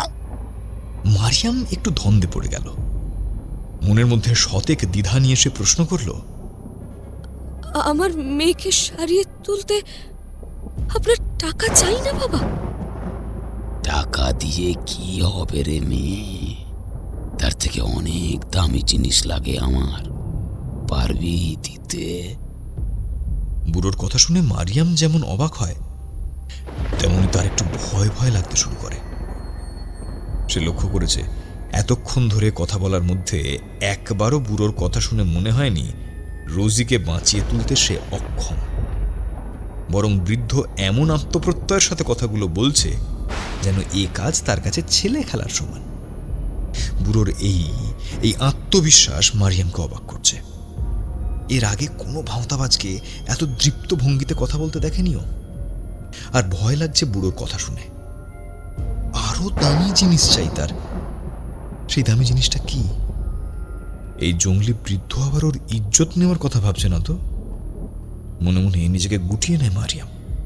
নিজের হাত পাগুলো শরীরের কাছে টেনে এনে ছদ্ম দূরত্ব তৈরি করার চেষ্টা করে বুড়োর থেকে, কিন্তু মুখে সেই সব প্রকাশ করে নাও। মারিয়াম দীর্ঘক্ষণ চুপ করে আছে দেখে বৃদ্ধ আবার প্রশ্ন করে, কি চুপ করে আছিস যে? পারবি পারবি, যা চাইবো তা দিতে পারবি মেয়ের জীবনের বদলে? ভেবে বল, কিন্তু বল। কি চাই আপনার বাবা? তোর মেয়েকে। বুড়োর এক ছোট্ট উত্তর শুনে চমকে ওঠে মারিয়াম। কি বলছে এই বৃদ্ধ? মেয়েকে? মেয়েকে চাই মানে? তুই তোর মেয়েকে আর কতদিন কাছে রাখতে পারবি? তাকে তো আজ না হয় কাল চলে যেতেই হবে। ওর তো ওপারে যাবার টিকিটও কাটা হয়ে গেছে, তাই বলছি। তাই তাই চিৎকার করে ওঠে মারিয়াম। তার সেই চিৎকার বারবার অন্ধকারে প্রতিধ্বনিত হয়ে ফিরে আসে তারই কাছে। বুড়োর অভিব্যক্তির কিন্তু কোনো পরিবর্তন হয় না। সে ভাবলেশহীন কণ্ঠে জবাব দেয়, থাকবে না। ঠিক 12 বছর। 12 বছর পর তোর ওই মেয়েকে আমার কাছে দিয়ে যেতে হবে চিরকালের মতো। তখন কিন্তু পিছিয়ে গেলে চলবে না। কেন বাবা? আপনি যদি সত্যি ওকে সারিয়ে তুলতে পারেন তবে মাত্র 12 বছরের জন্য কেন? সে কি আমার কোলে চিরকালের জন্য ফিরে আসতে পারে না? না, পারে না। আমি যে কাণ্ড করে তোর মেয়েকে বাঁচিয়ে তুলবো তা প্রকৃতির নিয়মের বিরুদ্ধে। এর জন্য অন্ধকারের থেকে শক্তি আহরণ করতে হবে আমায়, যে শক্তি অশুভ হলেও আমার অনুরোধে তোর মেয়েকে আরো কয়েকটা দিনের জন্য তোর কোলে ফিরিয়ে দিতে পারে। তবে চিরকালের জন্য তা সম্ভব নয়। প্রকৃতির নিয়মে একদিন না একদিন তাকে তো চলে যেতেই হবে। আর যেহেতু ওই আধার তোর মেয়ের জীবন ফিরিয়ে দেবে, তাই ঠিক 12 বছর বাদে ওই আধারই আবার গ্রাস করবে তাকে। একটানা কথাগুলো বলে জোরে জোরে শ্বাস নেয় বুড়ো। কি জবাব দেবে বুঝতে পারে না মারিয়াম। সে মনে মনে হিসেব করতে থাকে। ওকে চুপ করে থাকতে দেখে বুড়ো আবার জিজ্ঞাসা করে, কিরে রাজি? হ্যাঁ, তাড়াতাড়ি বল, তাড়াতাড়ি বল, বল, তাড়াতাড়ি বল। দেরি করার মতো কোনো সময় নেই কিন্তু। আমি রাজি, রাজি আমি। ততক্ষণ সে মনে মনে ঠিক করে নিয়েছে যে আপাতত এর থেকে ভালো পথ তার জানা নেই। এই পথে চলতে চলতে যদি মেয়েটাকে আরো কয়েকটা বছর নিজের কাছে আটকে রাখা যায়, যদি মৃত্যুর থেকে তাকে আরেকবার ছিনিয়ে আনা যায়, তবে সে তাই করবে। কিন্তু সে জানতো না যে কি মারাত্মক এক পথ অবলম্বন করতে চলেছে সে পথের শুরুটা নিজের ইচ্ছেতে হলেও শেষটা হয় আধারের অঙ্গুলি হেলনে। চোখ বেঁধে মারিয়ামকে এই আধার দুনিয়ায় নিয়ে এসেছিল ওই বুড়ো। জায়গাটা কোনো ঘর নাকি গুহা নাকি অন্য কোথাও তা মারিয়াম বুঝতে পারেনি। তবে এখানে যে প্রাণের স্পন্দন নেই বললেই চলে, তা টের পেতে ওকে বেশি কষ্ট করতে হয়নি। জায়গাটাতে কবরের মতো নীরবতা বিরাজ করে। মৃত্যুর মতো শীতল এই শুনশান গোপন আস্তানা। এ কি আদৌ আস্তানা নাকি উপাসনা স্থল তাও বুঝতে পারেনি সে। এই অপরিচিত রহস্যময় বৃদ্ধ তখন থেকে যে বিচিত্র বর্ণনা করছে, তাও যে খুব বোধগম্য হচ্ছে তেমনটাও নয়। তবে অন্ধকারে কোনো মানুষ যে বসবাস করতে পারে না তাতে সন্দেহ নেই। মেয়েটাকে বাঁচানোর জন্য অদ্ভুত ক্রিয়াকলাপে জড়িয়ে পড়তে হচ্ছে তাকে। তাছাড়া তো কোনো উপায়ও নেই আর। মারিয়াম মনে মনে ভাবে, এই বুড়োটা আসলে সুস্থ নাকি বদ্ধ উন্মাদ তাও তো সে জানে না। এমন একটা অসংলগ্ন মানুষের কথায় নির্ভর করে আদৌ সে ঠিক করছে কিনা তাই তো জানে না সে। মারিয়াম বসে বসে এইসবই ভাবছিল। এমন সময় নিজের বাঁ হাতে একটা রুক্ষ স্পর্শ টের পেল সে। এই বুড়োটা যে তার হাতটা চেপে ধরেছে সেটা বেশ বুঝতে পারছে ও। লোকটার হাতটা খড়খড়ে রুক্ষ এবং ক্ষতয় ভরা। সাধারণত যারা মাছ মাংস কাটে ধারালো বঁটির ছোঁয়ায় হাত এই রকম ক্ষত বিক্ষত হয়ে থাকে। হাতটা কিরকম আঠালো, চ্যাট চ্যাটে ধরনের কিছু একটা লেগে আছে ওই হাতের বিভিন্ন জায়গায়। এই জমাট বাঁধা অন্ধকারে চোখে দেখা সম্ভব নয়, কাজেই নিজের স্পর্শেন্দ্রিয়কে কাজে লাগানোর চেষ্টা করছিল মারিয়াম। এক হাত দিয়ে ওর বাঁ হাতের তালুটা চেপে ধরে আর এক হাত দিয়ে আদর করার মতো ঘষতে লাগলো বুড়োটা। নিঃশব্দ আঁধারে ওই খড়খড়ে হাতের ঘষা লেগে হাওয়ায় শুকনো পাতা নড়াচড়ার মতো শব্দ তৈরি হতে লাগলো। একটা অজানা অস্বস্তিতে মন মেজাজটা খিঁচিয়ে যাচ্ছিল মারিয়ামের। ও একবার ভাবলো হাতটা এক ঝটকায় টেনে সরিয়ে নেবে, কিন্তু পরক্ষণেই ভাবলো তাতে যদি বুড়োটা অসন্তুষ্ট হয়, যদি সত্যি এই বৃদ্ধের তেমন কোনো অলৌকিক ক্ষমতা থাকে, তবে তো এই সামান্য কারণে রোজিরা সুস্থ হওয়া হবে না। মা হয়ে মেয়ের জন্য এইটুকু সহ্য করতে পারবে না ও। দাঁতে দাঁত চেপে ওই অসহ্য অস্বস্তি সয়ে নেওয়ার চেষ্টা করতে থাকে মারিয়াম। নিজের মনকে সে প্রায় বুঝিয়েই ফেলেছিল, এমন সময় একটা প্রচন্ড যন্ত্রণায় কাতরে উঠল। ওই পাগলাটে বুড়ো কোনো ধারালো অস্ত্র দিয়ে চিড়ে দিয়েছে মারিয়ামের হাত। নরম চামড়া কেটে বেরিয়ে এসেছে গরম রক্তের ধারা। যন্ত্রণার রেশ মুহূর্তের মধ্যে ছড়িয়ে পড়েছে মারিয়ামের শিরা উপশিরায়। স্বাভাবিক প্রতিবর্তেই সজোরে টান মেরে হাতটা ওই বুড়োর কবল থেকে মুক্ত করে নেয়। আবার ওই আগের মতো অসংলগ্নভাবে খিলখিলিয়ে হেসে ওঠে বৃদ্ধ। চিৎকার করে বলে ওঠে, আগো লাগলো নাকি? লোকটার গলায় ব্যাঙ্গের ছাপ স্পষ্ট। সে বলে চলল, মেয়ের জন্য নাকি জান দেবে, এইটুকুতেই বিরনি খাচ্ছ দেখছি। মারিয়াম নিজেকে সামলে নিয়ে কাঁপা কাঁপা গলায় জবাব দেয়, না না, আমার কিচ্ছু হয়নি। আপনি বলুন আমায় কি করতে হবে। বৃদ্ধের সেই ব্যঙ্গের সুর হঠাৎ বদলে যায়। ভীষণ গম্ভীর হয়ে ফ্যাস ফ্যাসে কণ্ঠে সে বলে, তাহলে শোন কি করতে হবে। আমি তোমাকে তুলে ধরে দাঁড় করিয়ে দেব। যেদিকে মুখ করিয়ে দাঁড় করাবো তুমি সেদিক বরাবর হাঁটতে শুরু করবে। হাঁটতে হাঁটতে সোজা বেরিয়ে যাবে ওই অন্ধকারের বাইরে। মাথায় রেখো, হাঁটা থামালে কিন্তু চলবে না। তোমার পা থেমে গেলেই কিন্তু বিপদ আছড়ে পড়বে ঘাড়ে। এই বিপদ কিন্তু সেই বিপদ না, সাক্ষাৎ মৃত্যু এই বিপদের সামনে নস্যি। তাতে শুধু তোমার জীবন সংশয় হবে তেমনটাই নয়, তোমার মেয়েরও ক্ষতি হয়ে যাবে বড় রকমের। পদে পদে অন্ধকার তোমার পথ আটকে দাঁড়াবে, তোমার পা থামিয়ে দেওয়ার চেষ্টা করবে, পিছন থেকে টেনে ধরতে উঠে পড়ে লাগবে, কিন্তু তুমি যেন থেমে না যাও। মানুষের সবচেয়ে বড় অনুভূতি কি জানো তো? ভয়, ভয়, ভয়। আর এই অন্ধকারাচ্ছন্ন পথটুকু তোমার জীবনের সর্বোচ্চ ভয়ের কারণ হয়ে দাঁড়াতে পারে। তাই মনে সাহস রেখো, যখনই ভয়ে তোমার স্নায়ু অবশ হয়ে পড়বে, তখনই নিজের মেয়ের কথা ভেবে নিজেই নিজেকে সাহস জুগিও। মারিয়ামের মুখ তুলে দাঁড় করিয়ে দিল বৃদ্ধ। ব্যাস এইটুকু করলেই হবে? বৃদ্ধ ছেলে মানুষের মতো হেসে উঠে বলল, এইটুকুতেই যথেষ্ট। হাঁটতে শুরু করলো মারিয়াম। এবড়ো খেবড়ো অসমান সেই পথ। অন্ধকার যেন তার চোখের জ্যোতি কেড়ে নিয়েছে। সামনে আদৌ কোনো পথ আছে কিনা তা সে বুঝতে পারছে না। হাঁটতে হাঁটতে কোনো বিপদের মধ্যে গিয়ে পড়বে না তো? ভয়ে থমকে দাঁড়িয়ে পড়তে ইচ্ছে করছে তার, কিন্তু বৃদ্ধের বারণ মনে পড়ে যাচ্ছে বারবার। পা থামলে চলবে না। ওর ওই হাঁটার উপরেই নির্ভর করছে রোজির আরও কয়েকটা বছর সুস্থভাবে বাঁচার রসদ। চোখ বুজে রাখা আর খুলে রাখার মধ্যে কোনো পার্থক্য করতে পারে না সে। তবু চোখ বুজে হাঁটার মধ্যে একটা স্বাভাবিক অসুবিধা হয়। নিজেকে বড় অসুরক্ষিত মনে হয়, নিজের অস্তিত্ব বড় ঠুনকো ঠেকে।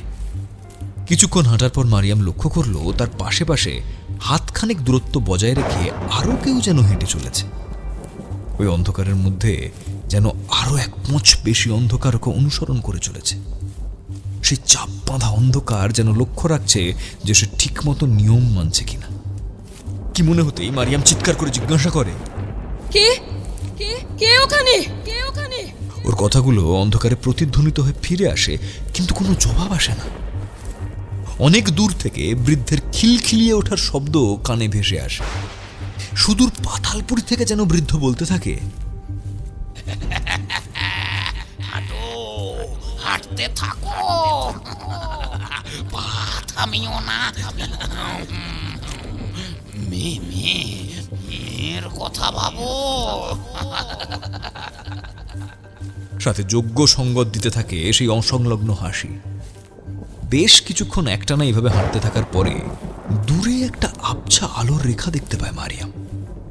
এত অন্ধকারের মধ্যে একটা বিন্দুর মতো আলোর রেশ দেখতে পেয়েই তার বুকে যেন সহস্র হাতির বল ফিরে আসে। দ্রুত পা চালাতে শুরু করে সে। আর কিছুক্ষণ, তারপরে বোঝা যাবে যে আদৌ এই সবের কোনো ফল হলো কিনা। না, আর তেমন ভয়ের কিছু ঘটেনি। তবে যখন আঁধার প্রায় শেষ হয়ে এসেছে আর কয়েক পা এগোলেই আলোর দুনিয়ায় প্রবেশ করবে সে, তখন একটা অদ্ভুত কাণ্ড ঘটল। হঠাৎই নিজের হাতের ওই কাটা জায়গাটায় রোজির স্পর্শ টের পেল মারিয়াম।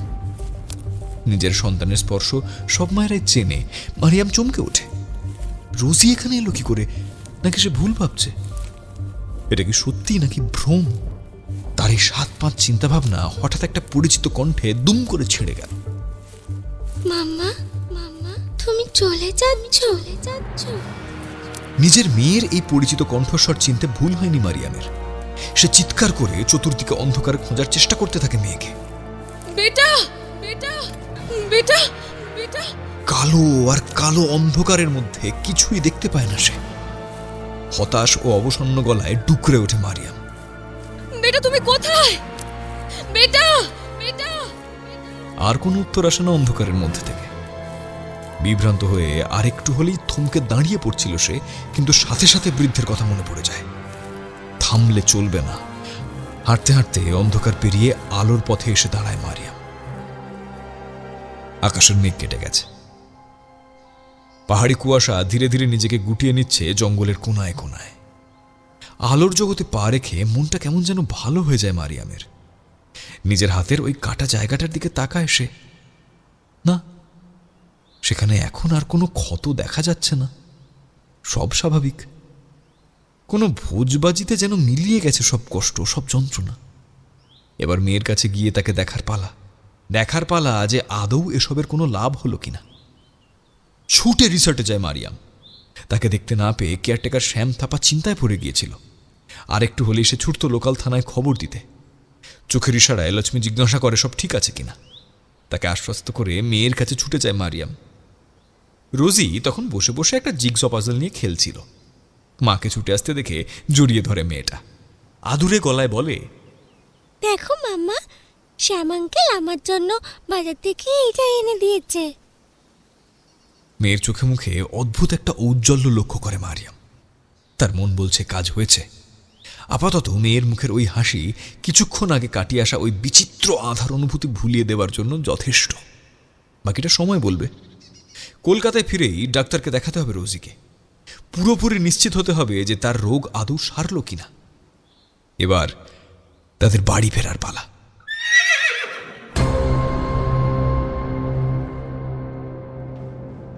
শুনছেন অনির্বাণ ভট্টাচার্যের কলমে অন্ধকারের সওদা, দ্য ডার্ক হর্সেস। গল্পের দুপুর, গল্পের আড্ডায় আমরা আপনাদের জন্য প্রতি রবিবার দুপুর 1টায় নিয়ে আসি গল্পের আসর। আমাদের গল্প শুনে ভালো লাগলে অবশ্যই আমাদের চ্যানেলটি সাবস্ক্রাইব করে বেল আইকন প্রেস করে রাখবেন, এবং অবশ্যই গল্প শুনে আপনার মূল্যবান মতামত আমাদের কমেন্ট বক্সে জানাতে ভুলবেন না। তাহলে আবারও গল্পে ফেরা যাক।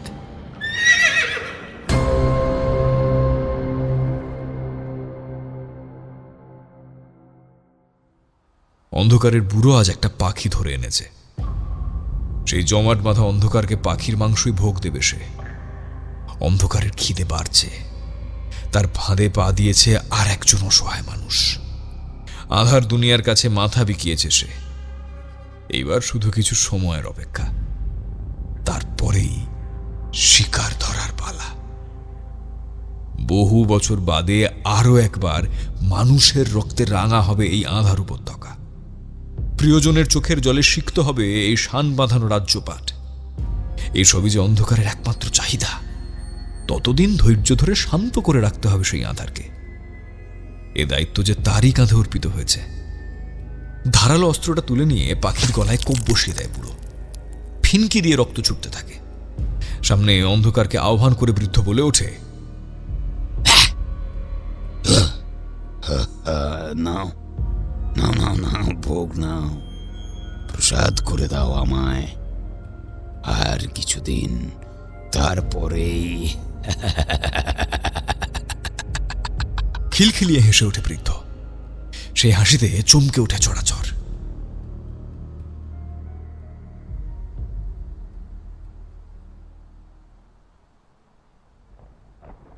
শহরের মাঝখানটায় আজ বড্ড অন্ধকার। স্ট্রিট লাইটের আলোগুলো নিভে গেছে। আশেপাশে যে বিশাল বিশাল আকাশচুম্বী অট্টালিকা দাঁড়িয়ে আছে সেগুলোরও আলো জ্বলছে না। দূর দূরান্তে কোনো জনমানুষের দেখা নেই। রেসকোর্সের পাশ দিয়ে হাঁটতে হাঁটতে ফ্লাইওভারের সামনে এসে দাঁড়ালো মারিয়াম। আকাশে যে চাঁদের আলোটুকু দেখা যায় সেটাও আজকে কালো মেঘের আড়ালে মুখ লুকিয়েছে। জল ভরা মেঘে আকাশের চিত্রপথ কেমন ভরে রয়েছে। গাছপালাগুলোও নড়ছে না। সারা শহরটা থম মেরে রয়েছে আজকে। কোনো গাড়ি ঘোড়ার দেখা নেই। এই প্রাণচঞ্চল সদা ধাবমান মহানগরী আজ যেন নিস্তব্ধ মৃত্যুপুরীতে পরিণত হয়েছে। মারিয়াম যেদিকেই তাকায় সেদিকেই অসীম অনন্ত নীরবতা আর নিকষ কালো অন্ধকার ছাড়া কিছুই দেখা যায় না। তবে ইট, কাঠ, পাথর আর লোহালক্করের জঙ্গলে সবকিছুই যে জড় পদার্থ তেমনটা নয়। এই নিথর নীরব মৃত্যুপুরীতেও প্রাণ আছে। এখানকার আধার যেন জীবন্ত। সেই আধার যেন প্রতি মুহূর্তে শহরের এক গলি থেকে আরেক গলিতে স্থানান্তরিত হচ্ছে। বড় বড় বাড়িগুলোর আড়াল থেকে সেই অন্ধকার যেন উঁকি দিচ্ছে, যেন অপেক্ষা করছে ঠিক সময়ের। যে সময় মারিয়ামের মন দুর্বল হবে, যখন সে ভেঙে পড়বে তখনই ঝাঁপিয়ে পড়বে ওই আধার। এক পা দুপা করে ফ্লাইওভারের দিকে এগিয়ে গেল মারিয়াম। অন্যান্য দিন যখন সে আধুনিক স্থাপত্য শিল্পের এই অভূতপূর্ব নিদর্শনের উপর দিয়ে যায় তখন চতুর্দিকে 4 চাকা আর 2 চাকার প্রতিযোগিতা চলে কে আগে গন্তব্যে পৌঁছবে, কে আগে অভীষ্ট সাধন করবে। কিন্তু এখন সেই ঝুলন্ত ফ্লাইওভার সম্পূর্ণ খাঁ খাঁ করছে। মারিয়াম ওই নির্জন পথ দিয়ে কোথায় যাচ্ছে তা তার জানা নেই। সে কেবল হেঁটে চলেছে। প্রতি মুহূর্তে ওর ভয় হচ্ছে যে পা থামালেই ওই আধার তার উপর লাফিয়ে পড়বে। সে নখ দাঁত বের করে ঝাঁপিয়ে পড়ার পর ঠিক কি করবে তা জানা নেই, কিন্তু ওই অশুভ অন্ধকার যেন কোনো ভালো কিছু করতে পারে না। অন্তত এই বিষয়ে মারিয়ামের কোনো সন্দেহ নেই। হাঁটতে হাঁটতে মারিয়াম ফ্লাইওভারের প্রায় মাঝামাঝি এসে পৌঁছেছে। দুপ্রান্তে 2 রাস্তা সোজা শহরের বুক চিরে আঁধারে মিলিয়ে গেছে। ওই কৃষ্ণগহ্বরের মতন অনন্ত অন্ধকার যেন হাঁ করে গিলে নিয়েছে। হঠাৎ পিছন দিক থেকে একটা শব্দে চমকে উঠল মারিয়াম।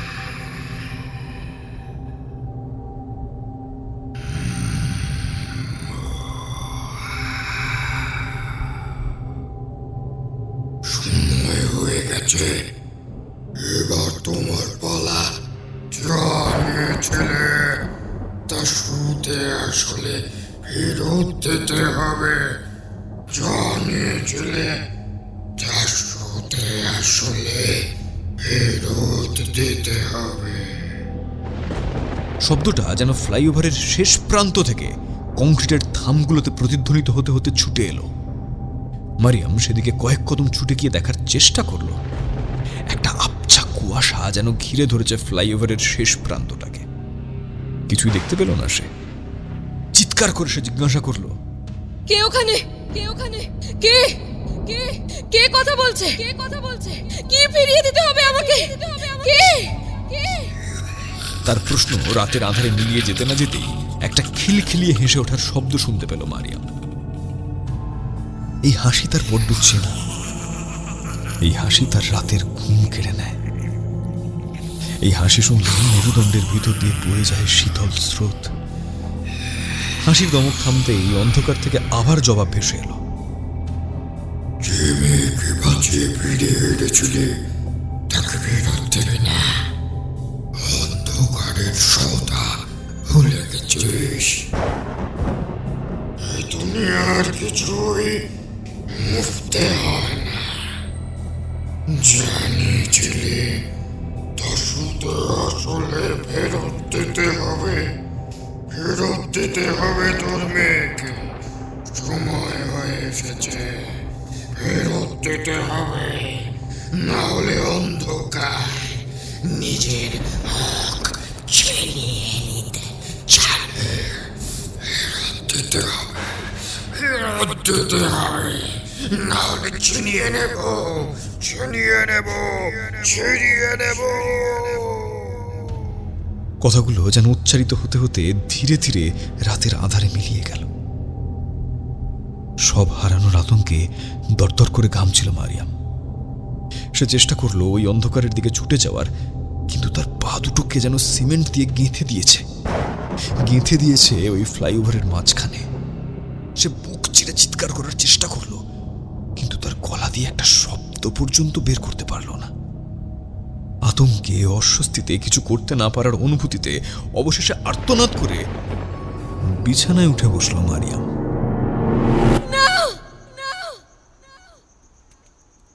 প্রথম কিছুক্ষণ সে কিছুই বুঝতে পারল না। তারপর এক সময় নিজের শোয়ার ঘরের দেওয়াল, বিছানা এবং অন্যান্য আসবাবপত্র চিনতে পারল মারিয়াম। সে দেখল তার সারা শরীর ঘামে ভিজে গেছে। দুঃস্বপ্নের চোটে সে দুহাত দিয়ে খামচে এলোমেলো করে দিয়েছে বিছানার চাদর।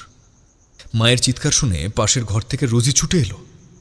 সামনেই তার বিএসসির ফার্স্ট ইয়ারের এক্সাম, তাই মেয়েটা ইদানিং রাত জেগে বেশিক্ষণ পড়াশোনা শুরু করেছে। পাশের ঘরে পড়ার টেবিলে অঙ্ক কষতে কষতে মায়ের আর্তনাদ শুনতে পেয়েছিল রোজি। ছুটে এসে দুহাত দিয়ে মারিয়ামকে জড়িয়ে ধরে সে মিষ্টি গলায় জিজ্ঞাসা করে, মাম্মা, তুমি আবার স্বপ্ন দেখেছো? এনাও এনাও, ওঠো, একটু জল খাও। বিছানার পাশ থেকে জলের বোতলটা ঢাকনা খুলে এগিয়ে দেয় ও।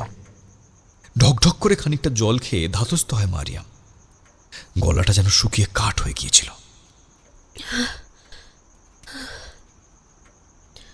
ঠান্ডা জল ভিতরে যেতে একটু স্বস্তি হচ্ছে। সে মেয়েকে দুহাতে জড়িয়ে ধরল।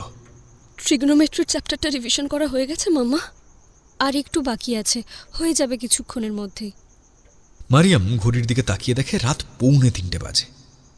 সে মেয়ের মাথায় হাত বুলিয়ে দেয়। থাক, এখন আর করতে হবে না, তার থেকে বরং শুয়ে পড়, কাল সকালে আবার শুরু করবি। মামা, অনেক রিভিশন বাকি আছে, কালকের জন্য ফেলে রাখলে লেট হয়ে যাবে মামা। আর একটু বাকি আছে, শেষ করে নিই, তারপরেই আমি শুয়ে পড়বো, প্রমিস। কিন্তু এইভাবে রাত জাগলে যে তোর শরীরটা ভেঙে পড়বে মা। তুই তো জানিস ছোটবেলায় তোর কত বড় একটা রোগ হয়েছিল। সেই রোগ সেরে গেলেও তো শরীরটা তো এখনো এত বছর পরও সম্পূর্ণ সুস্থ হয়নি মা। এমন অনিয়ম করিস না সোনা। মেয়ের মাথায় হাত বুলোতে বুলোতে বোঝানোর চেষ্টা করছিল মারিয়াম। এবার হঠাৎ রোজির কি যেন একটা মনে হয়। সে তার মায়ের মুখের দিকে তাকিয়ে প্রশ্ন করে, মামা, তোমার কি ভয় লাগছে? আচ্ছা ঠিক আছে, তাহলে আমি বই খাতা বন্ধ করে এখানে চলে আসছি। মারিয়াম তড়িঘড়ি বলে ওঠে, আরে ধুস, আমার আবার কিসের ভয়? আমি তো তোর শরীরের কথা ভেবে। মাম্মা, এমন দুঃস্বপ্ন তুমি এই প্রথমবার দেখলে না। সেই ছোটবেলা থেকে দেখে আসছি যে কিছুদিন অন্তর অন্তর ঘুমের ঘোরে কোনো একটা খারাপ স্বপ্ন দেখে তুমি এরকম চিৎকার করে ওঠো, দেব না বলে ঠুকরে ওঠো। সেই দুঃস্বপ্ন দেখে প্রায় প্রত্যেক দিনই আমার জ্বর চলে আসে, কিন্তু আজ পর্যন্ত তুমি আমায় বলোনি যে কি স্বপ্ন দেখে তুমি এমন করো। যাই হোক, দাঁড়াও, আমি বই খাতা বন্ধ করে আসছি। বিছানা ছেড়ে উঠে পাশের ঘরে চলে যায় রোজি। কথাটা রোজি ভুল বলেনি। গত 12 বছর ধরে প্রায় প্রতি রাতে এই একই দুঃস্বপ্ন দেখে চমকে ওঠে মারিয়াম।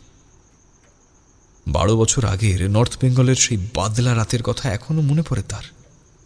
আর মনে পড়লেই তার হাত পা আজও অবশ হয়ে যায়। মনে পড়ে যায় সেই খ্যাপাটে বুড়োর সাবধান বাণী, তোমার মেয়ে সুস্থ হয়ে গেলেও কিন্তু চিরকাল তোমার কোলে থাকবে না। এক ভয়ানক অলৌকিক শক্তির কাছে করে আসা সেই সওদা আজও তার রাতের ঘুম কেড়ে নেয়। তার মেয়ের শরীর সুস্থ হয়ে গেলেও নিজের সন্তানকে অন্যের হাতে তুলে দেওয়ার ভয়ে একটু একটু করে এই এতগুলো বছর ধরে সে শেষ হয়ে গিয়েছে। ওই খ্যাপাটে বুড়োর কথা শুনে তার মনে হয়েছিল যে হয়তো এসব বুজরুকি, সে যা বলছিল তা আবার বাস্তবে সম্ভব হয় নাকি? কিন্তু নর্থ বেঙ্গল থেকে ফিরে আসার পর যখন ডাক্তারবাবু রোজির ব্লাড রিপোর্ট দেখে বললেন, এ কি, এ যে দেখছি মিরাকল, আপনার মেয়ের লিউকেমিয়া অস্বাভাবিক রকমের কন্ট্রোলে চলে এসেছে। তখন প্রথমে ধাক্কা খেয়েছিল মারিয়াম। সন্তান সুস্থ হওয়ার আনন্দে নিচে ওঠার বদলে ডাক্তারের চেম্বারেই কান্নায় ভেঙে পড়েছিল সে। ডাক্তার, বন্ধুবান্ধব, সহকর্মীরা সকলেই আশ্চর্য হয়েছিল তার এই অদ্ভুত আচরণে। কিন্তু সে কাউকে বলতে পারেনি। তার মনের গোপনে জমিয়ে রাখা ওই আধার উপাখ্যান কাউকে জানাতে পারেনি সে। কাকে বলবে সে? কে বিশ্বাস করবে তার এই গাল গল্প? সকলে ভাববে মেয়ের রোগ নিরাময়ের আনন্দে মা হয়তো পাগল হয়ে গেছে। তার মানসিক সুস্থতা নিয়ে সকলের মনে প্রশ্ন জাগবে। তাই নিজের মনের গোপন ব্যথা ঢোক গিলে নিয়েছিল মারিয়াম। চোখের জল মুছে সকলের সাথে আনন্দে মেতে উঠেছিল সে। কান্না চেপে মেকি হাসি চাপিয়ে নিয়েছিল নিজের ঠোঁটে। মায়েদের যে অনেক কিছু সহ্য করতে হয়। সন্তানের মঙ্গল কামনায় সেই বিষ অনায়াসে পাশ করেছিল সেই মা। আজ পর্যন্ত কাউকে বলতে পারেনি তার মনের সেই গোপন কথা। নিজের মনে সব চেপে রেখে প্রতি মুহূর্তে তিল তিল করে নিজেকেই শেষ করেছে। নিজের বিছানায় হেলান দিয়ে এতক্ষণ ধরে এইসব 7-5 ভাবছিল মারিয়াম। পাশের ঘর থেকে রোজির বইপত্র গোছানোর টুকটাক শব্দ আসছিল। হঠাৎ তার খেয়াল হলো সেই শব্দ থেমে গেছে। ওপাশের ঘর থেকে সিলিং ফ্যানের ঘর ঘর শব্দ ছাড়া আর কোনো শব্দ আসছে না। হঠাৎ একটা অজানা ভয় চেপে বসলো তার বুকের উপর। 3 দিন আগেই নির্ধারিত 12 বছর সম্পূর্ণ হয়েছে। বাড়িতেই ছোট্ট করে রোজির 18 বছরের জন্মদিন পালন করেছিল মারিয়াম। ওর কিছু সহকর্মী, রোজির কলেজের কয়েকজন বন্ধু বান্ধব আর ডাক্তার বিশ্বাস। নিমন্ত্রিতদের তালিকায় মাত্র এই কজনই ছিলেন। বন্ধু বান্ধব পরিবেষ্টিত হয়ে যখন তার মেয়ে নিজের জন্মদিনের কেক কাটছে, তখনই ব্যাপারটা মাথায় এসেছিল মারিয়ামের। অবশেষে সেই সময় উপস্থিত।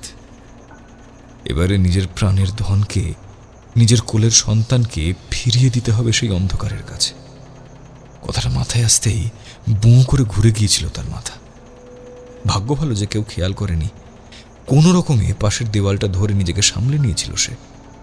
কেউ দেখে ফেললে ওই জন্মদিনের পার্টিতে হুলস্থুল পড়ে যেত। তাছাড়া মেয়েটাকেই বা কি জবাব দেবে সে?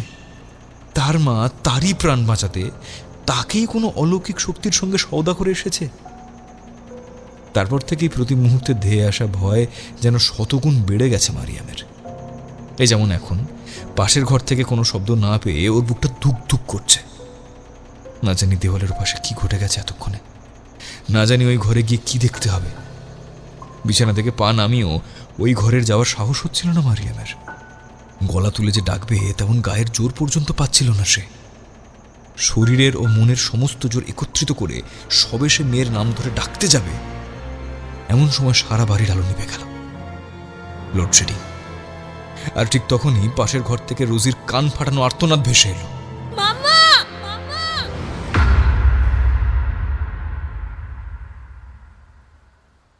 প্রায় অন্ধকার করিডোরে জনমানুষের দেখা নেই।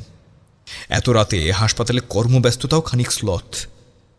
করিডোরের আলোগুলো সম্ভবত রাত বেশি হওয়ার কারণে অধিকাংশ নেভানো। কেবল হাসপাতালের নানান বিচিত্র মনিটরের পিক পিক শব্দ কানে আসছিল। মারিয়াম এমার্জেন্সি ওয়ার্ডের বাইরে 2 হাতে মুখ ঢেকে বসেছিল। তার 2 হাতের ফাঁক দিয়ে চোখের জল গড়িয়ে কবজি বেয়ে কনুইতে গিয়ে মিশেছে। ওর জীবনে কিছুক্ষণ আগে যে বজ্রপাত নেমে এসেছে তার প্রভাব এখনো কাটিয়ে উঠতে পারেনি মারিয়াম। রোজিকে ভিতরে নিয়ে যাবার সময় হাসপাতালের রেসিডেন্সিয়াল মেডিকেল অফিসার ওকে ধৈর্য ধরতে বলে গেছেন। কিন্তু ধৈর্য ধরা তো দূরের কথা, স্থির হয়ে বেশিক্ষণ এক জায়গায় বসতে পর্যন্ত পারছে না সে। আসন্ন বিপদ যেন ছায়ার মতো অনুসরণ করছে। সেই বিপদের শেষ পরিণতি কি তা মারিয়াম ভালো মতোই জানে। হয়তো সে বিপদকে উপেক্ষা করাও সম্ভব নয়। তবু মায়ের মন সন্তানের বিপদের কথা ভাবলেই কেঁপে কেঁপে ওঠে। আর এ তো শুধু বিপদ নয়, স্বয়ং কালচক্রের থাবা নেমে এসেছে ওইটুকু মেয়ের উপরে। এহেন বিপদ যে মাকে সহ্য করতে হয় শুধু সেই জানে তার মনের উপর দিয়ে কি প্রচণ্ড ঝড় বয়ে যায়। সে ঝড় সমূলে উপড়ে নেয় সমস্ত বিশ্বাস এবং সদর্থক ভাবনাকে। এখানে আসার পথে এই অ্যাম্বুলেন্সে বসে বসে ওর 2 সহকর্মী এবং বন্ধুকে ফোনে বিপদের কথা জানিয়েছিল মারিয়াম। তারা হয়তো সময় মতো আসবে, ওদের দোষ দিয়ে লাভ নেই। মধ্যরাত অতিক্রান্ত বহুক্ষণ, শহর কলকাতাতেও এত রাতে যানবাহন পাওয়া মুখের কথা নয়। ও নয় ওর মেয়েকে নিয়ে অ্যাম্বুলেন্সে করে হসপিটালে এসে পৌঁছেছে, তাই বলে ওর 2 সহকর্মী তো আর সেই সুবিধা পাবে না। হেমন্তদা বা রুচিরাদি কারোরই ব্যক্তিগত গাড়ি নেই। ভোরের আলো ফোটার আগে তারা এসে পৌঁছবে এমন আশাও করছে না মারিয়াম। আজকের রাতটুকু নিজের মেয়েকে নিয়ে একাই লড়তে হবে তাকে। মুখ থেকে হাত সরায় সে। সামনের বন্ধ দরজার ওপাশে অচৈতন্য রোজির শরীরটাকে পর্যবেক্ষণ করছেন ডাক্তাররা। চেষ্টা করছেন যাতে তার জ্ঞান ফিরিয়ে আনা যায়।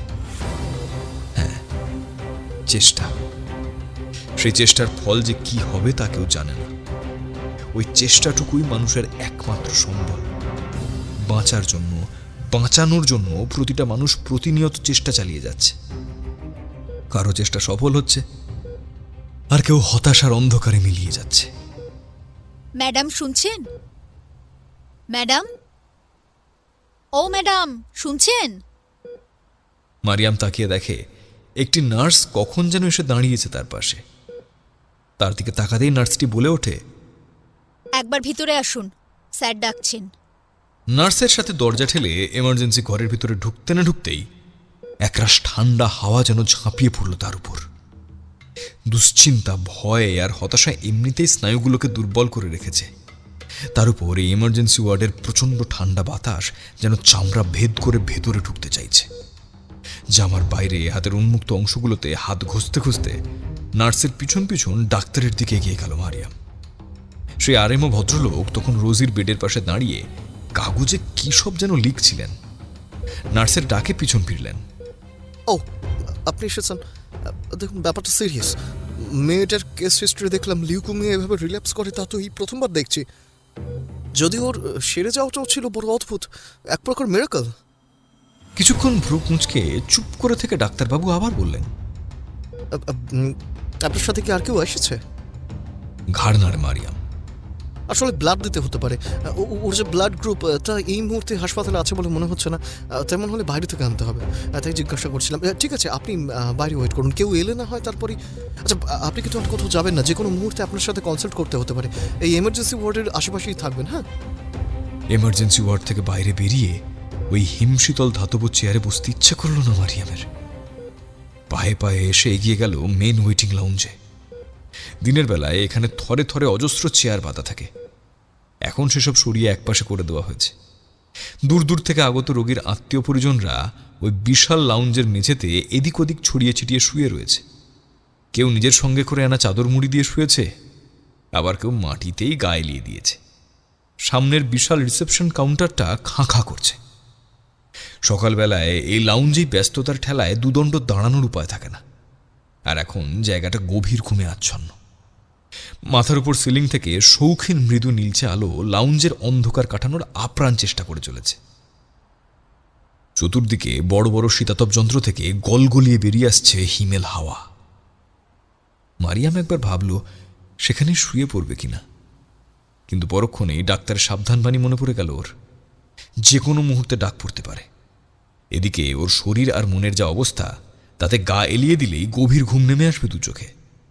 তাই সে পায়ে পায়ে মেন গেটের দিকে এগিয়ে গেল।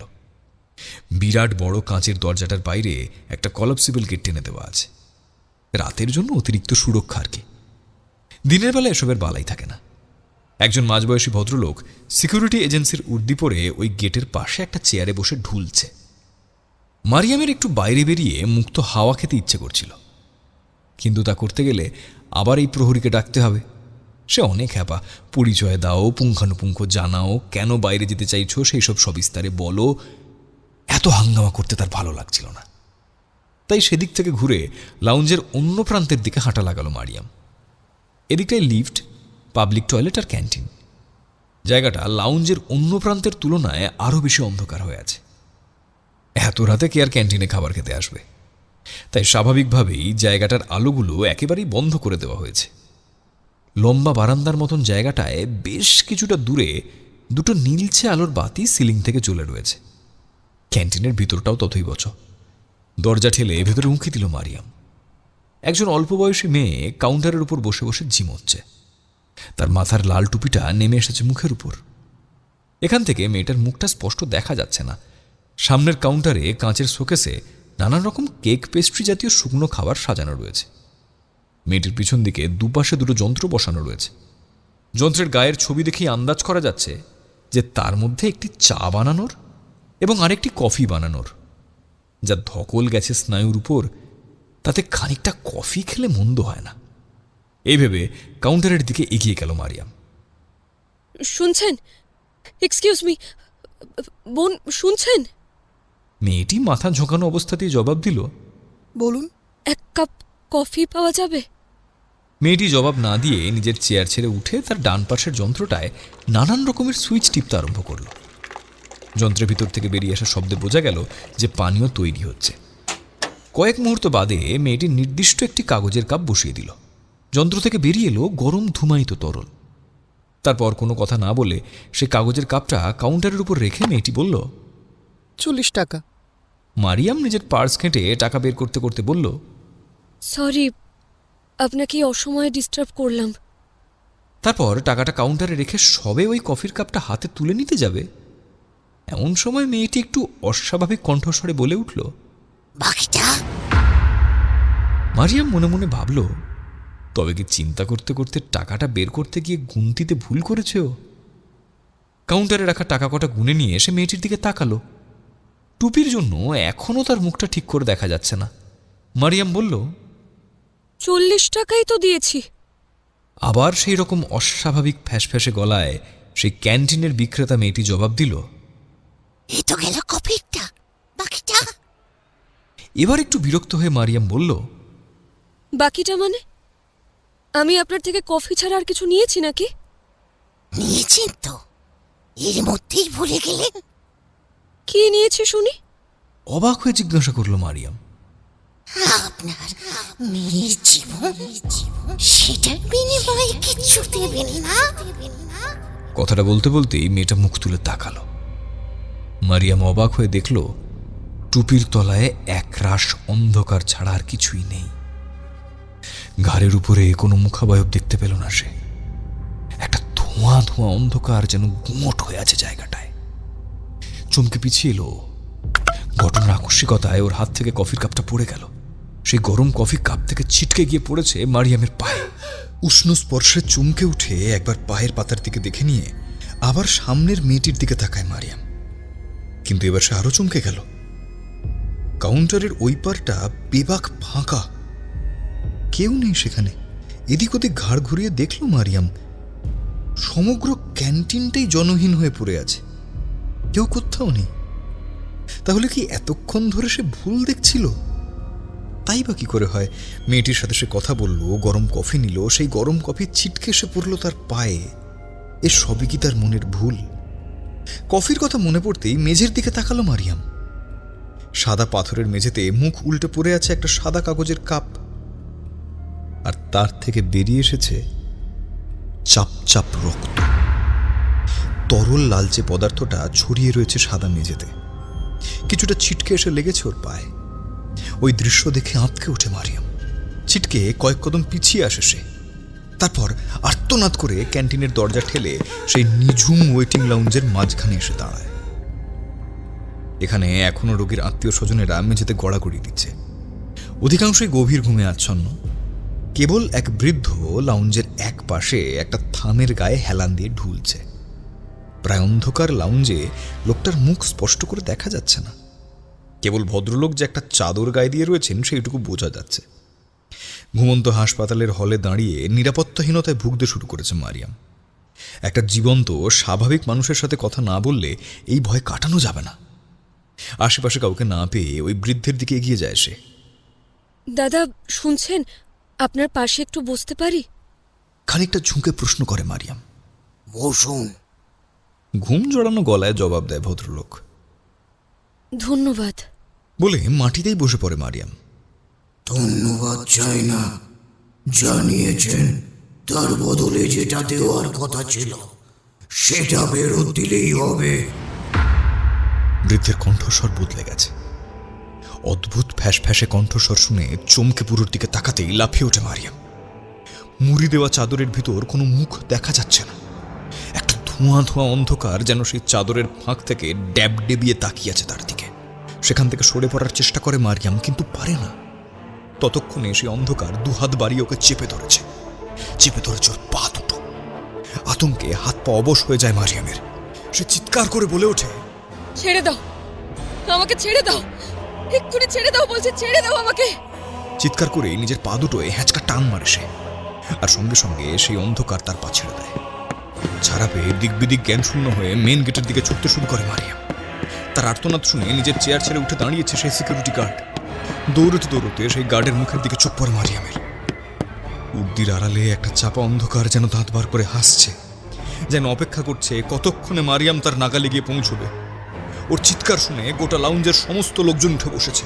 মারিয়াম একবার সকলের দিকে তাকিয়ে নিল। কোথায় মানুষ? চতুর্দিকে চাদর মুড়ি দেওয়া নানান আকারের অন্ধকার যেন ঘিরে বসেছে তাকে। এই অসম্ভব মানসিক চাপ আর আতঙ্ক সহ্য করতে পারল না সে। ও বুঝতে পারলো চোখের সামনেটা ধীরে ধীরে আবছা হয়ে আসছে। মেন গেটের সামনে দাঁড়িয়ে থাকা সেই সিকিউরিটি গার্ড, চারপাশে শীতাতপ যন্ত্র, জমাট বাঁধা অন্ধকারের দল, সবকিছু কেমন যেন ঝাপসা হয়ে আসছে। মৃদু থেকে মৃদুতর হয়ে উঠছে লাউঞ্জের নীলচে আলো। একসময় পুরোটাই অন্ধকার হয়ে গেল। জ্ঞান হারিয়ে হাসপাতালের শক্ত মেঝেতে আছড়ে পড়ল সে।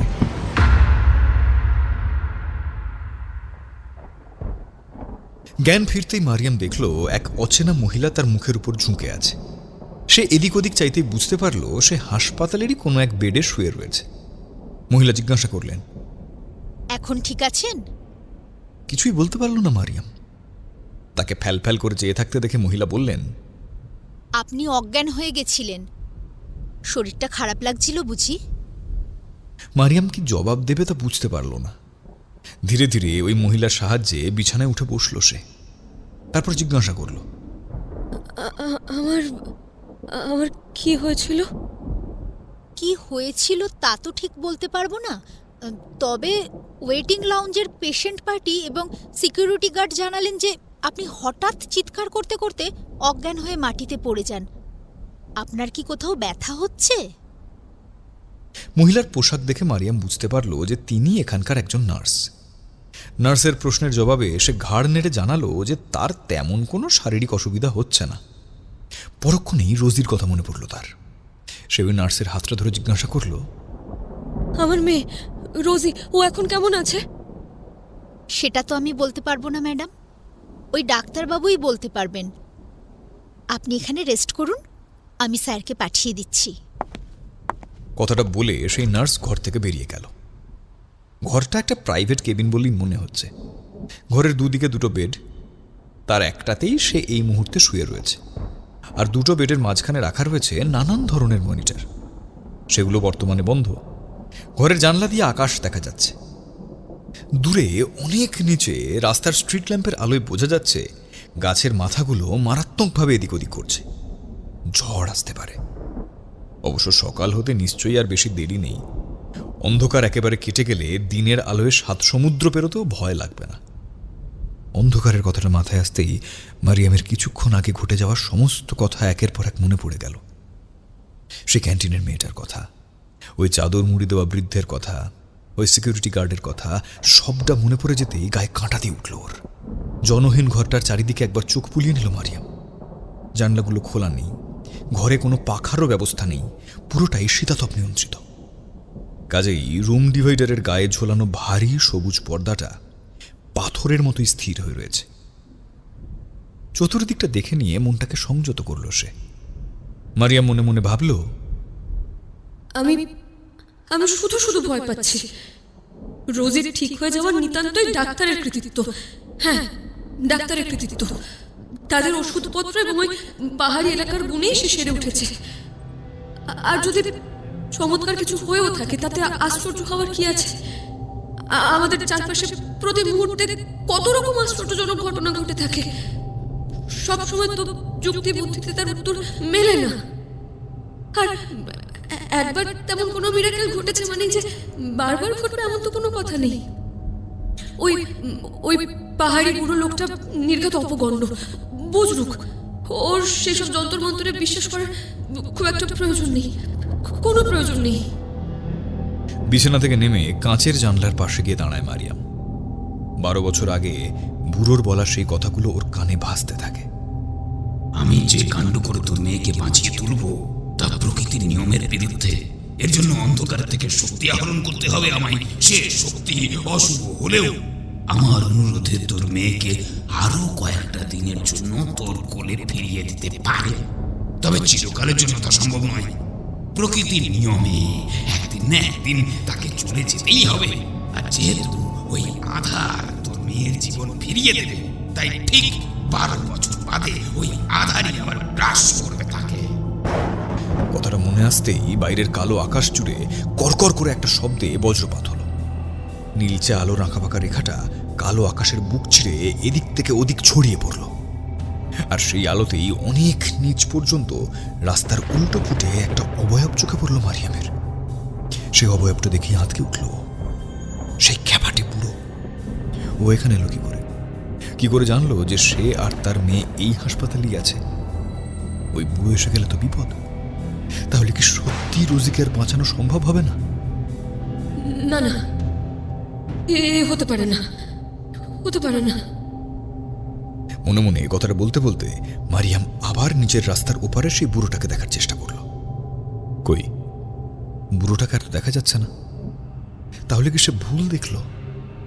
ঠিক এমন সময় পিছন থেকে একটা ফ্যাস ফ্যাসে স্বর শুনে চমকে উঠল মারিয়াম। নেওয়ার সময় বিশ্বাস হলো, আর ফেরত দেওয়ার সময় হতে পারে না। ও পিছন ফিরে দেখলো সেই নোংরা জামা কাপড় পরা উদ্ভ্রান্ত চেহারার বৃদ্ধ দাঁড়িয়ে রয়েছে ওই কেবিনেরই ভিতর। বুড়োর মুখে একটা শয়তানি হাসি। মারিয়াম আমতা আমতা করে জিজ্ঞাসা করলো, আপনি এখানে? কি ভেবেছিলি পালিয়ে পার পাবি? অন্ধকারের হাতে একবার ধরা দিলে আর নিস্তার নেই। কথাগুলো বলেই অট্ট হাসিতে ফেটে পড়ল সেই বৃদ্ধ। দয়া করুন আমাদের। আমি সত্যি বলছি আমরা পালাতে চাইনি।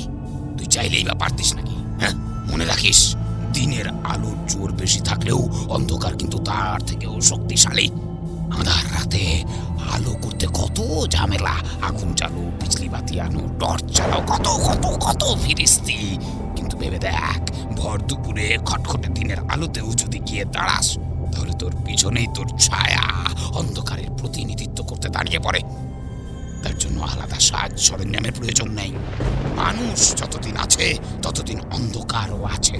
মানুষ যখন ছিল না তখন অন্ধকার ছিল, আর মানুষ যখন থাকবে না তখনও অন্ধকার থাকবে।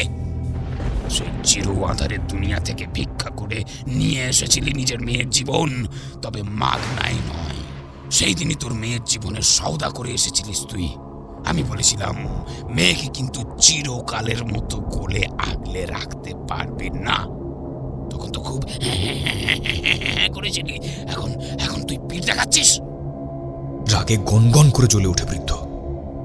দয়া করুন আমার মেয়েকে, ওইটুকু মেয়ে, ওকে রেহাই দিন।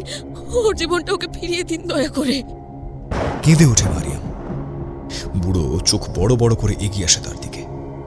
তারপর তার কানের কাছে মুখ নিয়ে এসে বিচিত্র ভয়ঙ্কর ভঙ্গিতে বলে ওঠে, তা আর সম্ভব নয়। ওই দেখ দেখ দেখ, সে এসে পড়েছে। নিজের হকের মাল নিতে ছুটে এসেছে ওই অন্ধকার। কথাগুলো বলেই জানলার দিকে আঙুল দেখালো বৃদ্ধ। মারিয়াম ভয় কাঁপতে কাঁপতে সেদিকে এগিয়ে যেতেই একটা অদ্ভুত দৃশ্য দেখে চমকে উঠল। এমন অতিলৌকিক অবাস্তব দৃশ্য যে কোনো সুস্থ স্বাভাবিক মানুষের হৃৎপিণ্ডে ঝড় তুলতে পারে। মারিয়াম দেখল জানলার বাইরে তুমুল ঝড় উঠেছে। শুরু হয়েছে মুষলধারায় বৃষ্টি। কাঁচের জানলার ওপাশে বৃষ্টির ফোঁটারা মুহুর্মুহু আক্রমণ শানাচ্ছে।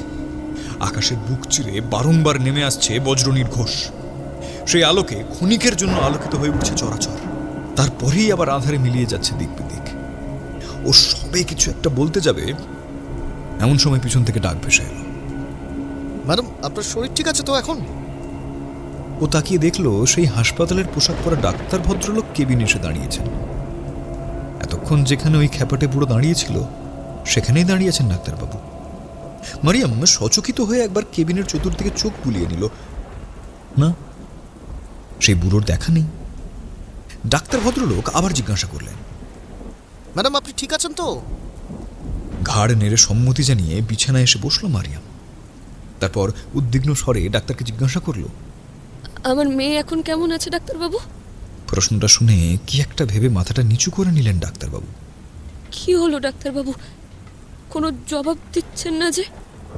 আরেমা ভদ্রলোক একটু বিষণ্ণ গলায় জবাব দিলেন, ম্যাডাম আপনার মেয়ের ব্যাপারটা একটু কমপ্লিকেটেড হয়ে উঠেছে। সিনিয়র ডাক্তার কাল সকাল 8টার আগে আসতে পারবেন না। এদিকে আপনার মেয়ে মেডিসিনের রেসপন্স করছে না। কথাগুলো বলে ঘর থেকে বেরিয়ে গেলেন সেই ডাক্তার। ডাক্তার বেরিয়ে যেতেই ঘরের মধ্যে একটা অতি পরিচিত বিশ্রী গন্ধ ছড়িয়ে পড়তে আরম্ভ করল। মারিয়ামের কানের কাছে কে যেন ফিস ফিস করে বলে উঠল,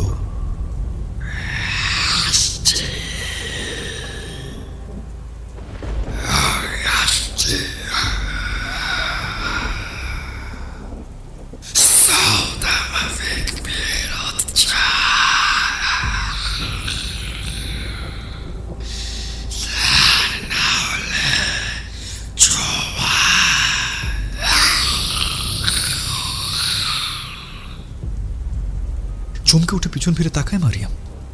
ও লক্ষ্য করে ঘরে কোনো হাওয়া না থাকলেও কেবিন ডিভাইডারে ঝোলানো পর্দাটা একা একাই দুলছে, যেন কেউ এক্ষুনি সেটা হাত দিয়ে নাড়িয়ে দিয়ে গেছে। কেবিন ছেড়ে করিডোরে বেরিয়ে এলো মারিয়াম। ধীরে ধীরে এসে মনের জোর হারিয়ে ফেলছে। প্রতি মুহূর্তে একটু একটু করে কমছে রোজির প্রাণ শক্তি, আর একই সাথে ভেঙে পড়ছে মারিয়াম। মনের ভিতর সততা থাকলে লড়ার জোর দ্বিগুণ হয়, কিন্তু নিজেই যখন মেয়ের সওদা করে এসেছে তখন সে লড়বে কার সাথে? মেয়ের জীবন বাঁচাতে তখন না ভেবেই প্রতিশ্রুতি দিয়েছিল মারিয়াম। আজ সেই প্রতিশ্রুতি পালনের সময় আসায় সে যে কি করবে তা ভেবে পাচ্ছে না। কিছু একটা উপায় আমাকে বের করতেই হবে। উত্তেজনায় ছটফট করে ওঠে মারিয়াম। এমার্জেন্সি ওয়ার্ডের দিকে ছুটে যায় সে। চরম সিদ্ধান্ত নেওয়ার আগে একবার শেষবারের মতো রোজির মুখটা দেখতে চায় ও। ভোরের আলো ফুটতে আর বড় জোর 8 ঘন্টা 45 মিনিট দেরি। যা করার এর মধ্যেই করতে হবে। প্রতি মুহূর্তে একটু একটু করে নেতিয়ে পড়ছে মেয়েটা। ডাক্তার বললেন এইভাবে রেটোরেট করতে থাকলে রোজি হয়তো দিনের আলো দেখতে পাবে না। তার আগেই সেই আধার শক্তির সাথে মোলাকাত জরুরি হয়ে পড়েছে। কিন্তু কোথায় পাবো তাকে? মনে মনে কথাগুলো ভাবা মাত্রই হঠাৎ করিডোরের এক প্রান্তে একটা বন্ধ ঘরের উপরে লাগানো সাইনবোর্ড চোখে পড়ে মারিয়ামের। মর্গ। হ্যাঁ, হাসপাতালে ওই মর্গের থেকে বেশি অন্ধকার বোধহয় এখন আর কোথাও নেই। ওই ঘরে গিয়েই শেষ হয় সকল আশা আকাঙ্ক্ষার পরিধি। হাসপাতালের অন্য ঘরগুলোতে যখন বাঁচার তাগিদ, নতুন করে সেরে ওঠার লড়াই চলে, তখন এই ঘরটাতেই থমকে থাকে যত হতাশার ভূষো কালি। এই মর্গেই জমে থাকে শত শত অপূর্ণ আশা আর দলা পাকানো কান্নার স্রোত। এখানেই দেখা পাওয়া যেতে পারে সেই ভয়ঙ্কর অন্ধকারের।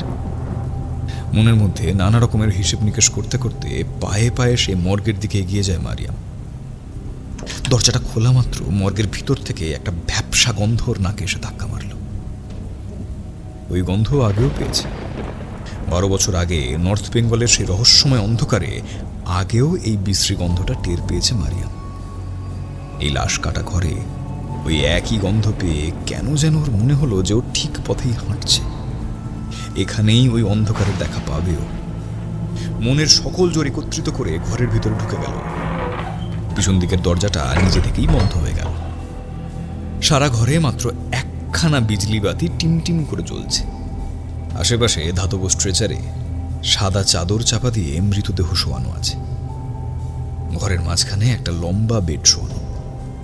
তার পাশেই একটা টেবিলে কিছু কাগজপত্র আর একটা ধাতব ট্রেতে কিছু অস্ত্রোপচারের যন্ত্রপাতি আর একটা টেবিল ল্যাম্প বসানো রয়েছে। তবে টেবিল ল্যাম্পটা জ্বলছে না। সেটা এই নিথর দেহগুলোর মতোই কানা হয়ে দাঁড়িয়ে আছে। পায়ে পায়ে আরেকটু এগিয়ে যায় মারিয়াম। এই ঘরের ভিতরটা অন্যান্য ঘরের থেকে বেশি ঠান্ডা। ও শুনেছে মৃতদেহ অবিকল রাখতে নাকি তাদেরকে এমন হিমশীতল আবহাওয়ায় ফেলে রাখতে হয়। তা না হলে সেই মৃতদেহে পচন ধরে, গলে পচে ফুলে ওঠে সেই নিথর মরদেহ।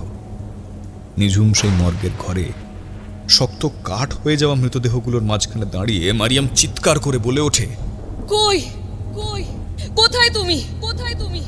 এসো, সামনে এসো, সামনে এসো। কিন্তু কোনো সাড়া পাওয়া গেল না। আবার ঘরের কোনায় জমে থাকা চাপ চাপ অন্ধকারের দিকে তাকিয়ে মারিয়াম বলে ওঠে, কই আসবে না? এসো, সামনে এসো। না, এবারেও কোনো প্রত্যুত্তর পাওয়া গেল না। তবে কি সেই অন্ধকারের সাথে একবার দেখা করার সমস্ত চেষ্টা বৃথা হবে?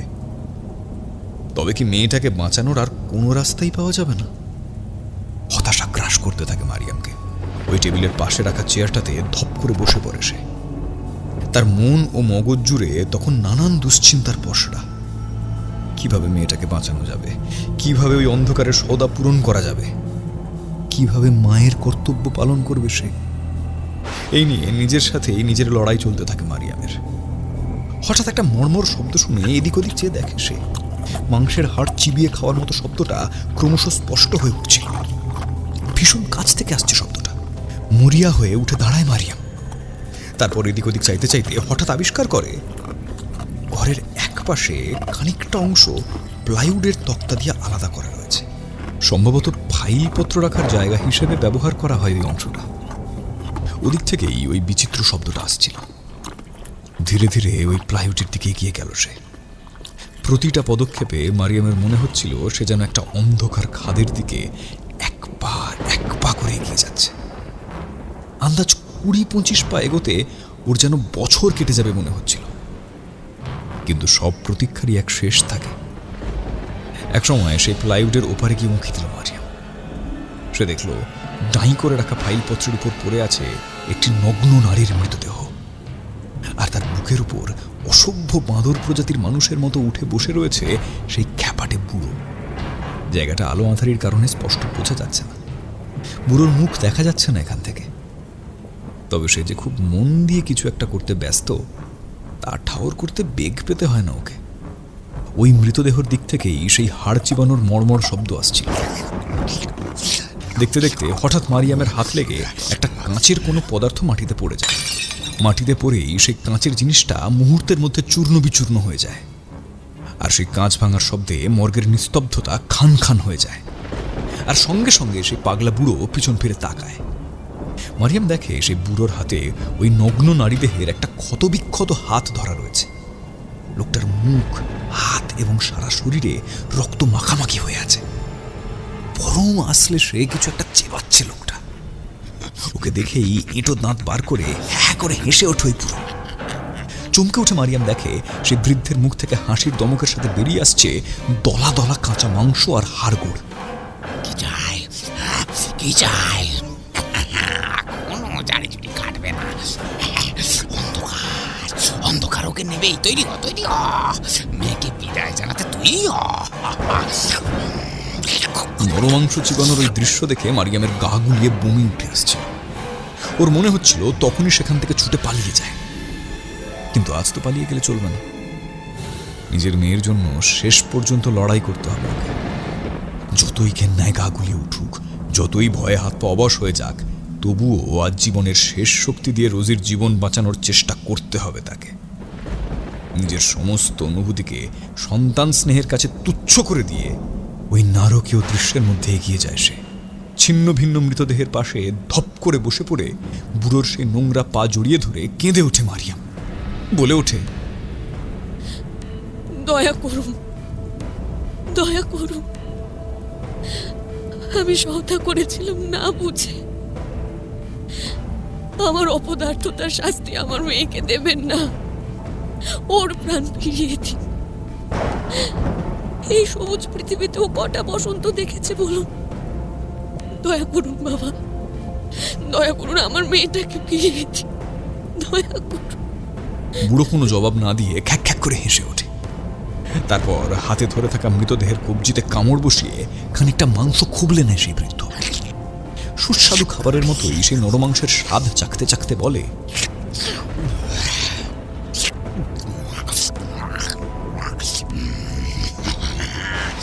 এই দুনিয়ায় কোনো কিছুই এমনি এমনি হয় না।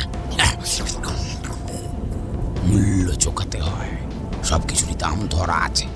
সেই দামের থেকে কম নিঃশ্বাস নেওয়ার জন্য বাতাসটুকুও পাওয়া যায় না এই পৃথিবীতে। আর নিজের মেয়ের জীবনের বিনিময়ে 12 বছর আগে সেই দাম তুই ঠিক করেছিলিস। এখন তো আর পিছিয়ে যাওয়া সম্ভব না। জীবনের বিনিময়ে জীবন, সহজ হিসেব। কথা শেষ করে অট্টহাসিতে ফেটে পড়ে সেই খ্যাপাটে বুড়ো।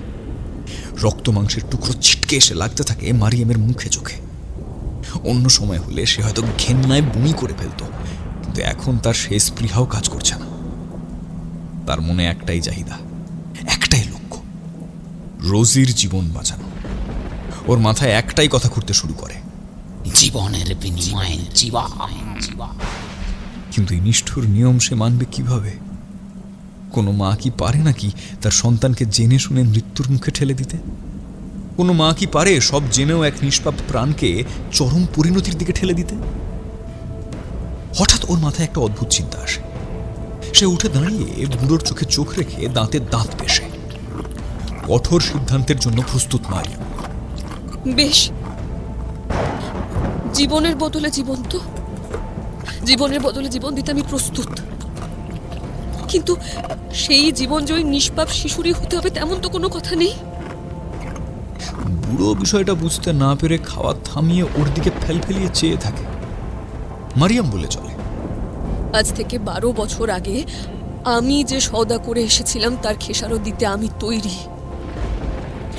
অন্ধকার আমার মেয়ের জীবন ফিরিয়ে দিয়েছিল, আজ তার দাম মেটাতে আমি আরেকটা জীবন তুলে দেব সেই অন্ধকারের গহ্বরে। আমার মেয়ের জীবনের বিনিময়ে আমি অন্ধকারকে নিজের জীবন উৎসর্গ করব। মায়ের জীবন দিয়ে প্রাণ ফিরে পাক আমার মেয়ে। আশা করি এতে কোনো অসুবিধা নেই। বুড়ো এমন প্রস্তাবে রীতিমতো থতমত খেয়ে গেছে।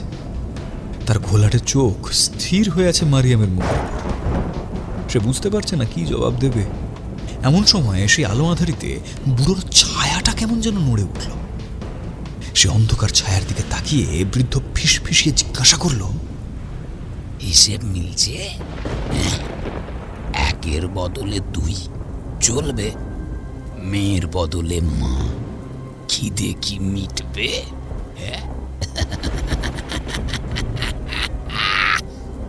তারপর হঠাৎই রসিকতার ঢঙে খ্যাক খ্যাক করে হেসে উঠল সেই বৃদ্ধ। সে যেন দারুণ মজা পেয়েছে বিষয়টায়। তারপর মারিয়ামের দিকে ফিরে বলল, আধার দেবতা রাজি। তোর মেয়ের জীবনের বদলে তোরটা পেলেও চলবে। চলবে, চলবে, সব চলবে।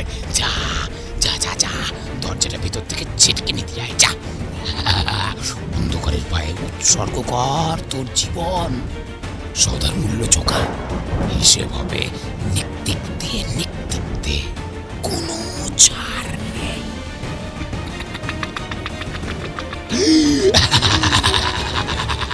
খিলখিলিয়ে আবার পাগলের মতো হেসে উঠল বৃদ্ধ। ধীরে নিরাসক্ত পায়ে দরজার দিকে এগিয়ে গিয়ে ছিটকিনিটা তুলে দিল মারিয়াম। ঘরের ভিতরের একমাত্র আলোটা দপদপ করতে শুরু করেছে। ঘরের তাপমাত্রা বোধহয় নেমে গেছে হিমাঙ্কের নিচে। প্রচন্ড ঠান্ডায় হাত পা অসাড় হয়ে আসছে ওর। একটা শো শো শব্দ করতে করতে এগিয়ে আসছে সেই কালান্তক অন্ধকার।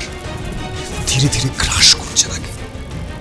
একসময় ঘরের আলোটা দপ করে নিভে গেল, আর সাথে সাথেই মারিয়ামের প্রচন্ড আর্তনাদে কেঁপে উঠল শেষ রাতের জীবাণু হাসপাতালটা।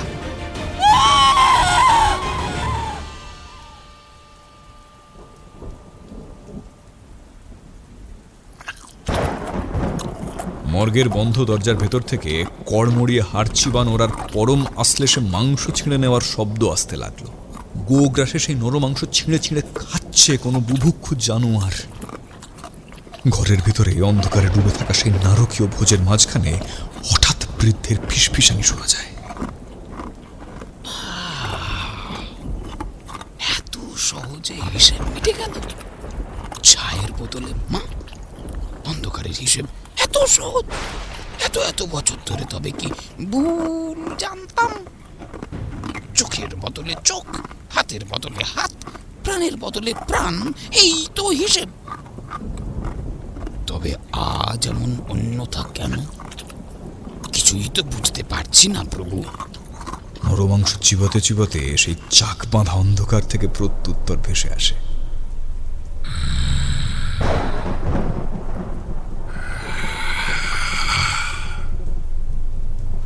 অন্ধকারের এই সে বোঝা সহজ নয়।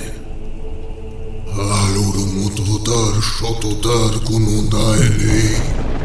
সে স্বেচ্ছাচারী, তার কোনো মান নেই।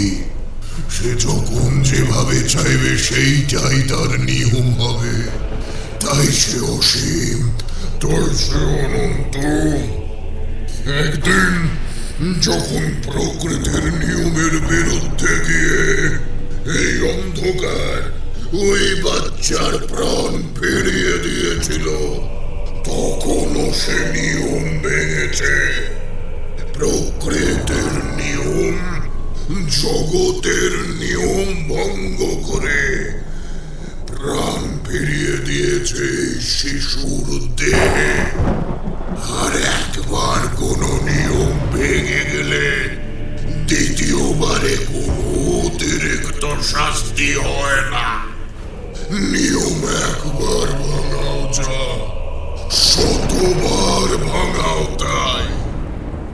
মায়ার বন্ধনে, স্বার্থের আহ্বানে, মিলনের সুখের খোঁজে মানুষ যতবার অন্ধকারের সাথে সমঝোতা করে, আসলে ততবার সে ভয়ঙ্কর প্রলয়কে তার সব আলো গ্রাস করে নেওয়ার সুযোগ দেয়।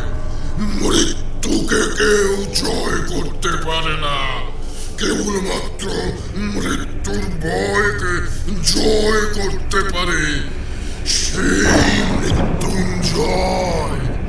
অন্ধকারের অমরত্ব, অভিশাপ, অভিশাপ অনন্ত অসীম হয়েও আমি খালি, আমি শূন্য, আমি পরজীবী। ক্ষমতার নৃশংস উদযাপনের পরেও আমি নীচ, কিন্তু তবু তবু তবু আমি জানি মানুষ, মানুষ হারবে, মানুষ হারবে। জীবনের কাছে আর আসবে আমার আমার আমার আশ্রয়ে। পড়ার টেবিলে, অফিসের ডেস্কে, বাড়ি ফেরার ক্লান্ত বাসে, মধ্যরাতে একলা বিছানায় ব্যর্থ, কুণ্ঠিত, গলিত, স্খলিত ক্ষুদ্র মানুষের আমি রয়েছি তো। গপ গপ করে গিলে নেব তার সমস্ত যন্ত্রণা, আর বদলে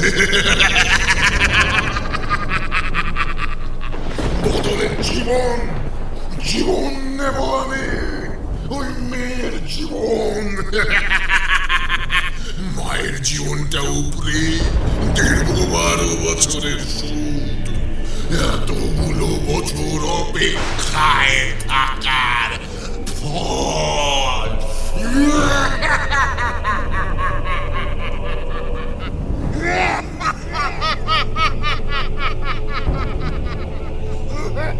ভয়ঙ্কর অমানসিক হাসি, একটা অলৌকিক ব্যঙ্গ যেন ভেসে আসে সেই অন্ধকারের ভিতর থেকে।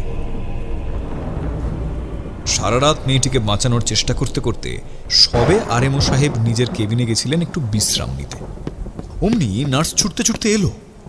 স্যার, স্যার তাড়াতাড়ি চলুন, পেশেন্ট র্যাপিডলি সিঙ্ক করছে। কোনো রকমে নিজের স্টেথোস্কোপ গলায় ফেলে লম্বা করিডোর টপকে ডাক্তারবাবু যখন এমার্জেন্সি ওয়ার্ডে গিয়ে পৌঁছলেন, ততক্ষণে সব শেষ হয়ে গিয়েছে। রোজির বিছানার পাশে রাখা মনিটরের শব্দে এখন আর উচ্ছ্বাস নেই, তা স্থির, নিস্তরঙ্গ। ডাক্তারবাবু ছুটে গিয়ে রোজির নাড়ি দেখলেন। তাতে কোনো গতিবিধি লক্ষ্য করা গেল না। সদ্য কৈশোরোত্তীর্ণ মেয়েটার ধরে আর প্রাণ নেই। ধীরে ধীরে সকাল হচ্ছে। জানলার বাইরে দিয়ে একটা জমাট বাঁধা অন্ধকার কেটে গিয়ে ফুটে উঠছে দিনের আলো। হিসেব নিকেশ পূর্ণ হয়েছে। 12 বছরের চুক্তি শেষে সুদ ও আসল নিয়ে ফেরত যাচ্ছে ওই আধার। কিন্তু এই শেষ নয়, সে আবার তককে তককে থাকবে, লক্ষ্য রাখবে কখন কোথায় কোন অসহায় মানুষকে নিজের আধারের আস্তানায় আশ্রয় দিতে পারে। তাহলেই হবে সওদা, অন্ধকারের সওদা।